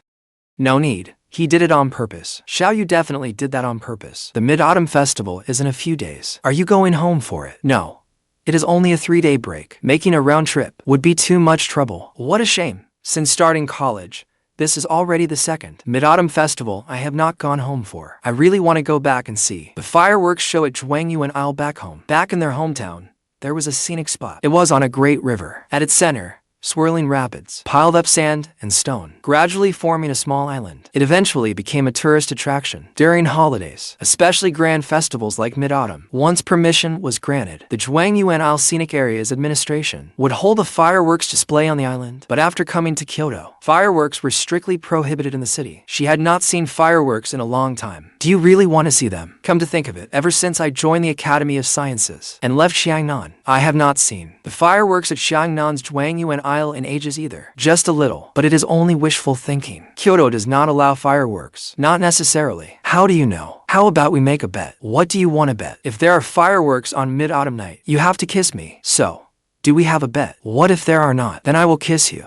That way, you cannot lose. Qingxue rolled her eyes. I would be losing big, okay? Only an idiot would take that bet. After we returned to school, I accompanied Qingxue to get meals for her roommates. Then I walked her back to her dorm. When I returned to my dorm, Zhu Pengfei and the others were not back yet. I took out my phone. After opening an app with a special icon, the screen instantly turned blue. Back at the research base, I had casually made this little program. It had no other purpose, but it could detect every signal source within 20 meters around me. After confirming the room had no surveillance equipment or listening devices, I took out my secure phone and called Wang Wyman. The call connected quickly. Wang Wyman's hearty laugh came through. Xiaoyu, we only met yesterday. What is it you are calling about today? Elder Wang, I plan to apply for a laboratory at Jingdu University. I may also need you to allocate some materials and equipment. For me, I have a new idea. As for the materials I need, I will compile a list shortly and send it to your email. That evening, military green trucks quickly drove into Jingdu University, instantly drawing a crowd. The next day,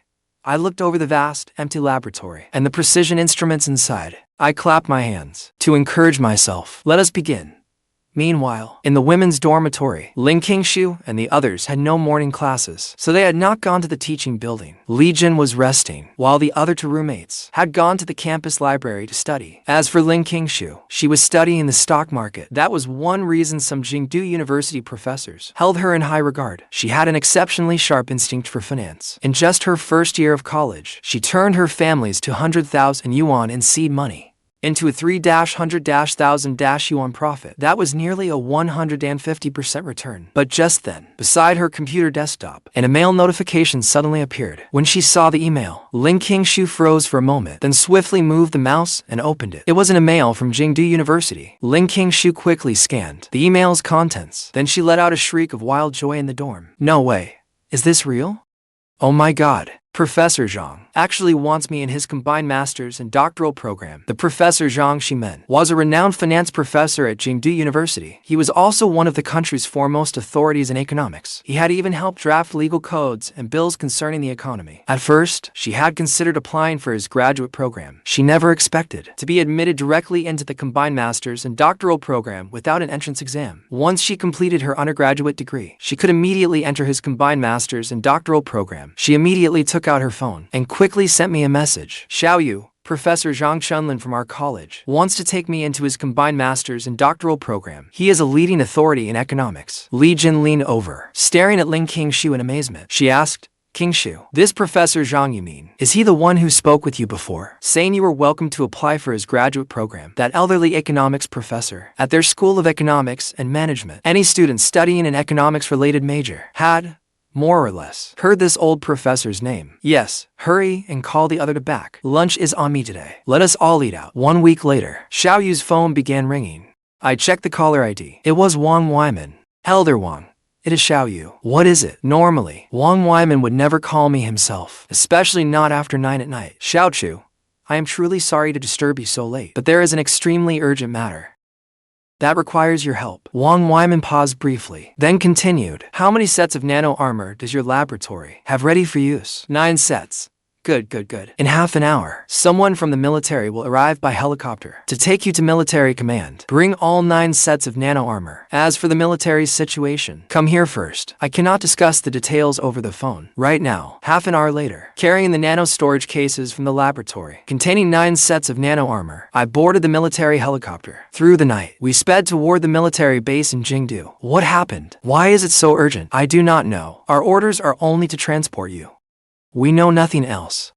I frowned slightly, but said nothing more. More than an hour later, I was brought to a military command center. The moment I saw it, my frown deepened. When I entered, Yang Xinhua immediately rose from his seat. There was no time for pleasantries. He led me straight to the front of the command center and ordered a nearby soldier to display an image on the command center's large screen. Academician Chu, take a look at this video first. In an instant, the command center's massive screen displayed a tropical rainforest. Lush trees towered into the clouds.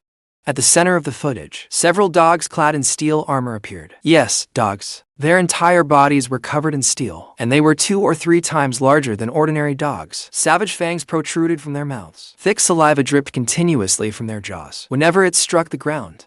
It hissed and gave off smoke. It was clearly highly corrosive. My expression hardened instantly. What are those? That is why we summon you here urgently. This footage was sent from our border an hour ago. The location is within the defensive zone of a special forces unit stationed at the border. An hour ago, our troops were conducting a routine patrol when they discovered these strange hounds charging across the border. We believe they were created by a criminal organization somewhere near the border. But these mutated creatures are incredibly bizarre. Bullets cannot kill them. Even fire cannot burn so much as a single hair on their bodies. We have already lost an entire special forces squad. As I listened to Yang Xinhua, I watched the footage on the screen. Suddenly, my heart began pounding. This was no simple case of genetic evolution. Someone had interfered. The genetic chains inside these mutated hounds had changed, evolved, and even been spliced with fragments of other genes. What do you need me to do? More than a dozen special forces soldiers are still fighting these mutated hounds in the rainforest. Otherwise, if these hounds breach the border blockade and enter civilian areas, the consequences would be unthinkable. So we need to deploy fighter jets now to deliver the nano armor to those special forces. They will use the nano armor to stop those things from advancing. Alright, but they are not yet proficient with the nano armor, so I will need to control it remotely, so it can attach to our soldiers and fight. And when this is over, I want a complete corpse of one of the mutated hounds from the footage. I need to study their genetic sequences. For the first time, a grave expression crossed my face. I knew these mutated hounds were hiding secrets no one yet knew. Around 1 in the morning, I finally left military headquarters. Naturally, I could not return to campus at that hour, nor did I stay at the military guest house. I rushed back near the university late that night and found a comfortable hotel. After washing up, I looked at the message on my phone from over an hour ago, where Qingxue had wished me good night. After sending a brief reply, I lay alone in my hotel room, my mind burdened as I thought everything over. I needed time alone to think carefully about what had happened today. It looked like a simple case of animal genetic mutation,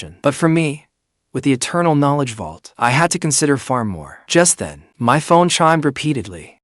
I turned, picked it up, and glanced at it. They were messages from Qingxue. You are only going to sleep now. Did something happen? Call me.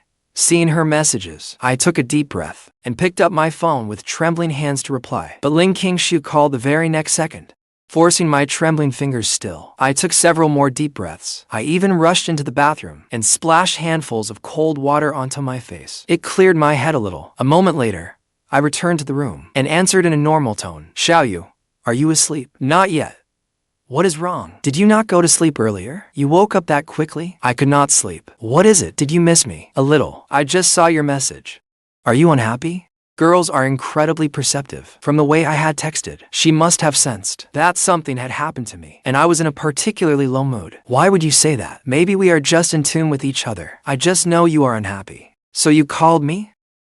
I was afraid something was weighing on you, and that you would have no one to talk to. I will come see you now. Do not bottle up whatever is making you unhappy. You can tell me. Do not be unhappy alone, okay? Is dorm curfew not already in effect? A little curfew cannot stop this gorgeous girl from seeing her man. After ending the call with Xiaoyu, Qingxue quickly climbed out of bed. She carefully stepped onto the floor and quietly opened her wardrobe. She picked out a casual outfit and changed out of her pajamas. Qingxue was about to leave the dorm room. Qingxue, it is so late. Where are you going? Qingxue hesitated, then immediately leaned close to Li Jin. She whispered nervously, Qianqian, you are still awake. It is time to do your sister a favor. What are you planning? I need to go out for something. To see Xiaoyu. Qingxue silently nodded. Li Qian's eyes lit up. She quickly climbed out of bed and whispered, Girl, now I am not sleepy at all. You are not sneaking into the boys' dorm, are you? How exciting. Qingxue rolled her eyes at Li Jin in the darkness. What is going through that head of yours? Xiaoyu is not in his dorm tonight. He probably got a hotel room outside. I am going to see him. What is it? Our campus beauty. What nonsense are you thinking? I get it.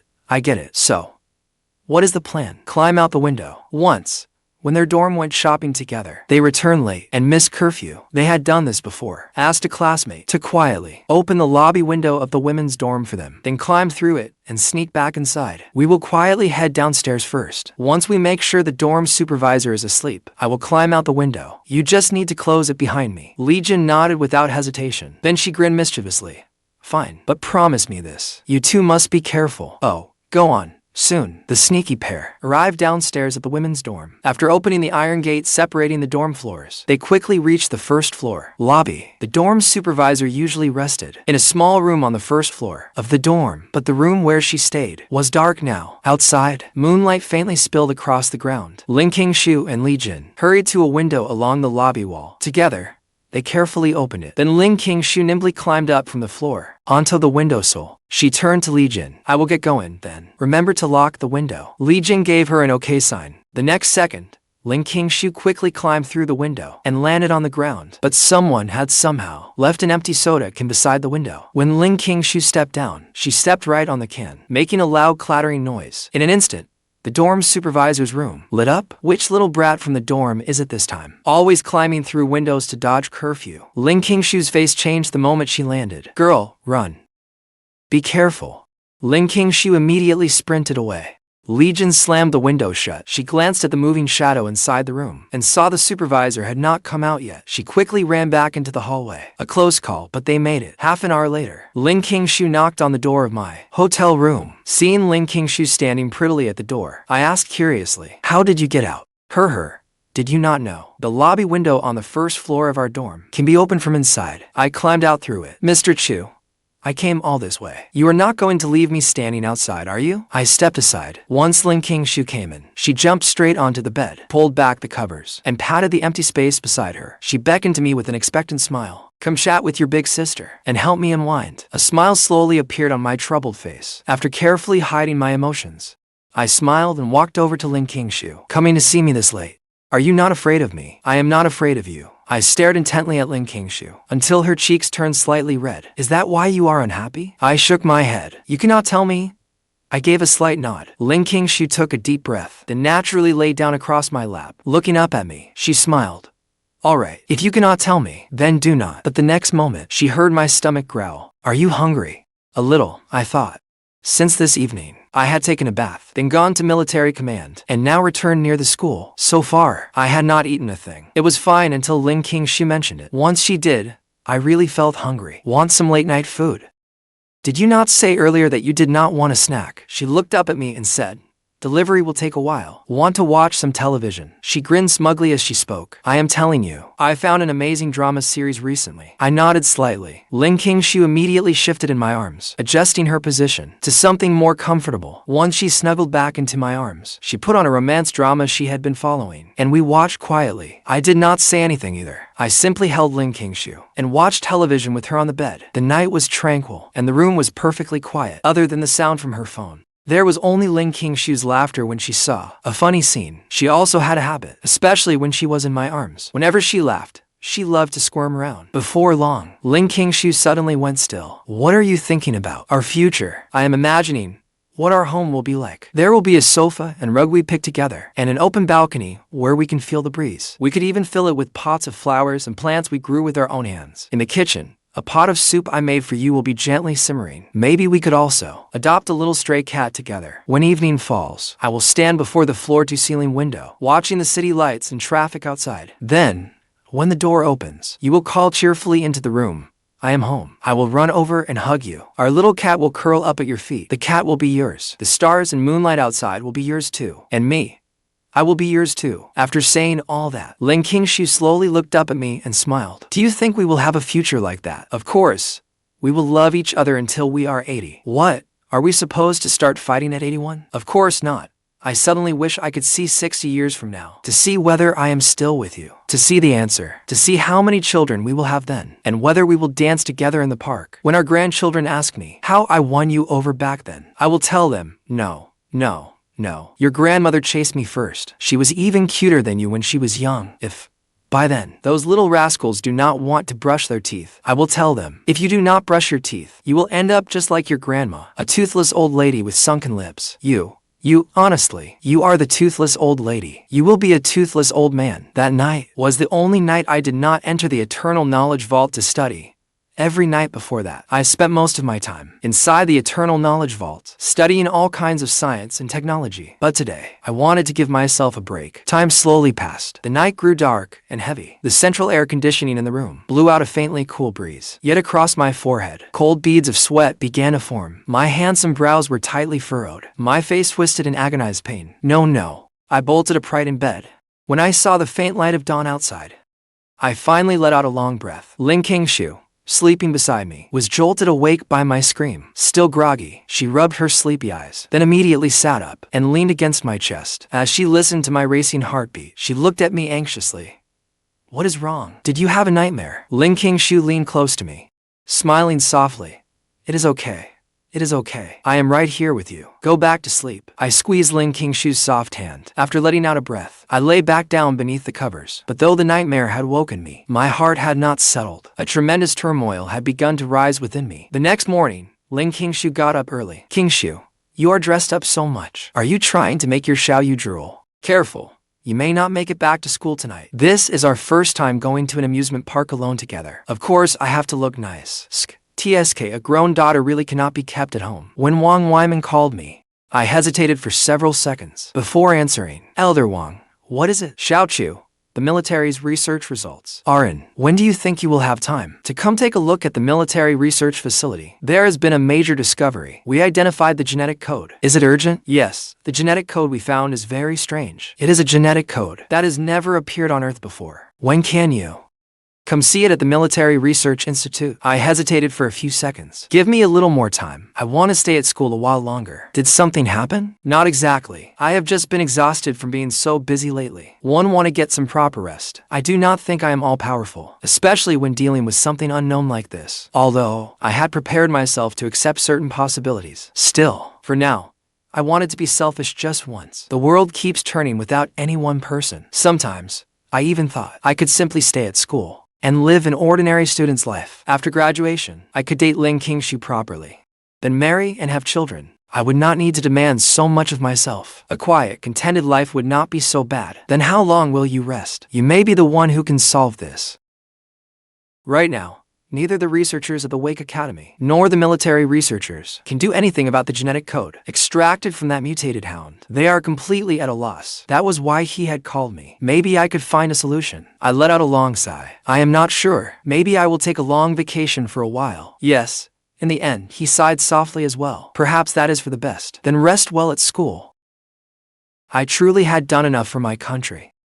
Even if I never touched scientific research again, I would still hold an important place in the world's history of scientific achievement. I hung up, but when the hand holding my phone slowly dropped to my side, the smile on my face gradually faded. 3 years ago, I went to Mobile without hesitation to develop lithography machines. What had I done it all for? Outside the women's dormitory, Qingxue came toward me excitedly. She could clearly sense that something was off with me, or rather, ever since that night, I had not been myself. She could feel it clearly, because she had seen me at my brightest. fearless, and full of spirit. Not the man I was now, who looked relaxed on the surface, yet carried an air of heaviness everywhere. That was not like me. Qingxue smiled softly and lifted her hand, gently linking her arm through mine. What is wrong? Nothing. Did something happen at the Wake Academy again? I was silent for a long while, then slowly nodded. Is it serious? More serious than any problem we have faced before. It could even cause international turmoil. Once it is confirmed that genetic code truly came from outer space and possesses such bizarre abilities, the world will descend into chaos. Qingxue fell silent. Not so long ago, I was still the boy who secretly slept in class and asked her to keep watch for him. But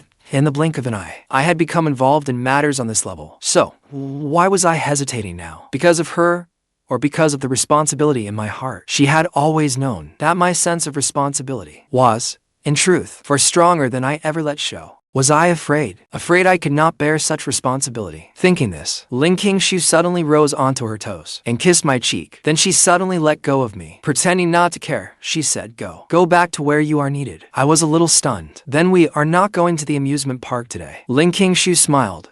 Silly. We have so much time ahead of us to go to the amusement park. What difference does it make whether we go today or next time? Qingxue gave my hand a gentle tug. Although I do not know exactly what you are doing, you have done wonderfully so far. Have you not? You must always believe that you are not just my son. With your abilities, you can be the sun for many more people. Of course, you can shine your light on everyone, but there can only be one girl in your heart, me. I am very possessive about that. Then, in Qingxue's eyes as she looked at me, a trace of admiration appeared. I have always believed the man I love standing before me will always be the hero clad in sacred golden armor, walking atop 7 colored clouds, standing proud above the world, a fearless hero without equal. My gaze flickered. I gently squeezed Qingxue's little hand. My eyes gradually became resolute, standing proud above the world, a fearless hero without equal. Could I become that? Perhaps I could. 1 hour later, a military helicopter lifted off from the laboratory at Jingdu University. On the school field, she sat wistfully on the grass. Qingxue watched the helicopter disappear into the distance. After a long silence, she suddenly could not help but smile. That is the purest version of Xiaoyu. I hope my most beloved boy will drive away every evil and remain untouched by misfortune. I will wait for you to come back at school. At Mobile's secret 7th generation aerospace engine research base, inside the vast underground testing ground, at the center of a massive ring-shaped structure, there was no conventional engine prototype. Instead, there was a strange field glowing deep blue, constantly warping the light around it. Within that field, the outline of a miniature aircraft was faintly visible. Xiaoyu stood before the main control console. Data streamed down the screens like a waterfall, the culmination of his months of hard work. Yi Jiangwo, Wang Weiman, Lu Yang, and other leading figures from the Wake Academy and Academy of Engineering stood behind him, focused and solemn. Their eyes were fixed on the field's central area. Curvature-drive test craft 1U1.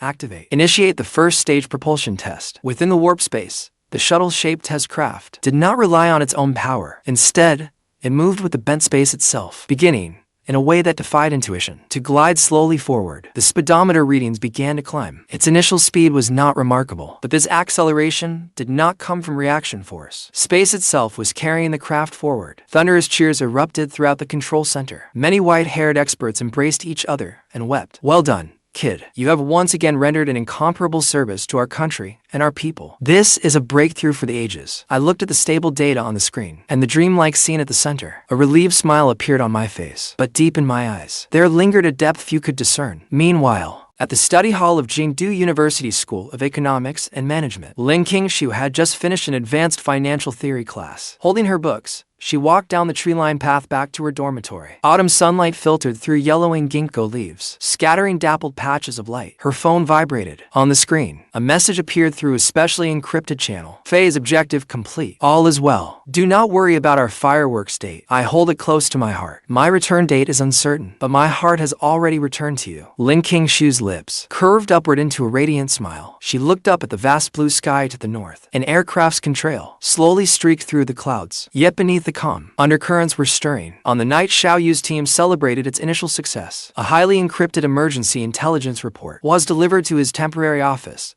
The situation was more complicated than we had imagined. This went beyond mere scientific competition. There were clear signs of unnatural interference. I nodded. A sharp glint flashed in my eyes. I understood that, in the days ahead, my time would be divided into 2 parts. By day, I immersed myself in refining curvature-drive theory and planning the next stage of experiments. At night, I led the Shentong team through the vast records of the Eternal Knowledge Vault, searching for any clue linked to that mysterious gene sequence. Qingxue keenly noticed the exhaustion and pressure I was hiding. She did not press me for answers. She simply mailed me specialties from her hometown and shared amusing campus stories over video calls. The turning point came late one night. Within the Eternal Knowledge Vault, in an extremely obscure category, I found an entry about an ancient civilization that had vanished. That civilization recorded a kind of cosmic information unit they called the primordial code, a fundamental unit of information in the universe, and some fragments of that mysterious gene sequence were astonishingly similar to a degraded or fragmented form of the primordial code described in those records. The two showed a startling mathematical isomorphism. I reported it to Yi Jiangwo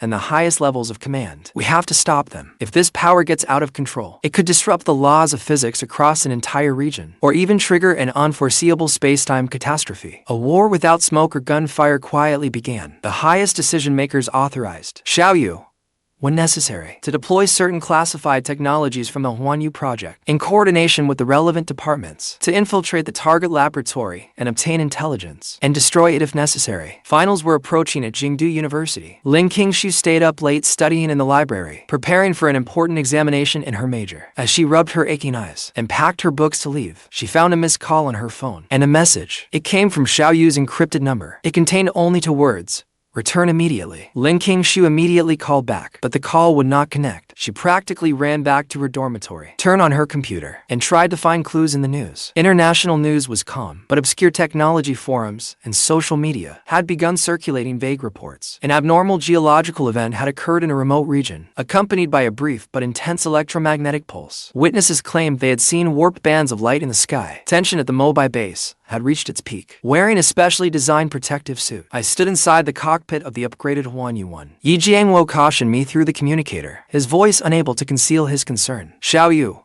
be careful. Just transmit the data back. Your safety comes first. Understood.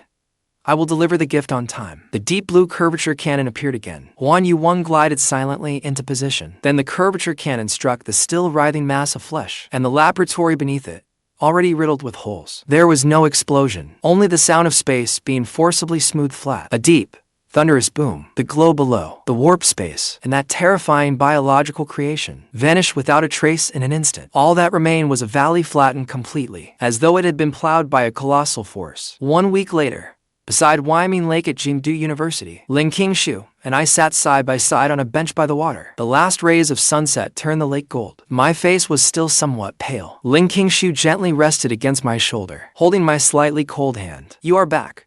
That is all that matters. Her voice carried the relief of someone spared from disaster. I promised you I would not disappear without warning again. Qingxue lifted her head and looked into my eyes. She spoke earnestly. Xiaoyu, I know you are doing something important. Maybe it is dangerous. Maybe I cannot fully understand it. But please remember this. No matter how high or far you fly, this will always be your anchor. I may not be able to fight at your side, but I will keep a light on here to guide you home. I clasped Qingxue's hand tightly. My gaze settled on the shimmering lake. Qingxue, this world is larger than we imagined, and more complicated too. There is light, but there is also bottomless darkness. The path I chose is destined to be filled with the unknown and with challenges. But because there are people I want to protect, because someone as wonderful as you exist, I have even more courage to face that darkness. I turned and looked deeply into Qingxue's eyes. When this is finally over, I will take you to see fireworks. Not the ones at Zhuangyuan Isle. Maybe, somewhere we can see the whole curve of the earth. Qingxue's eyes widened slightly. Then, tears of joy and disbelief shimmered in her eyes. She nodded firmly. Okay, I will wait for you. Night gradually fell. The campus streetlights came on one by one. The two of us leaned against each other on the bench, and neither of us spoke again. The story of Xiaoyu and Qingxue, the story of humanity's journey among the stars, and its challenge against the unknown universe, had only just turned to a new chapter. Their fates were already tightly intertwined, and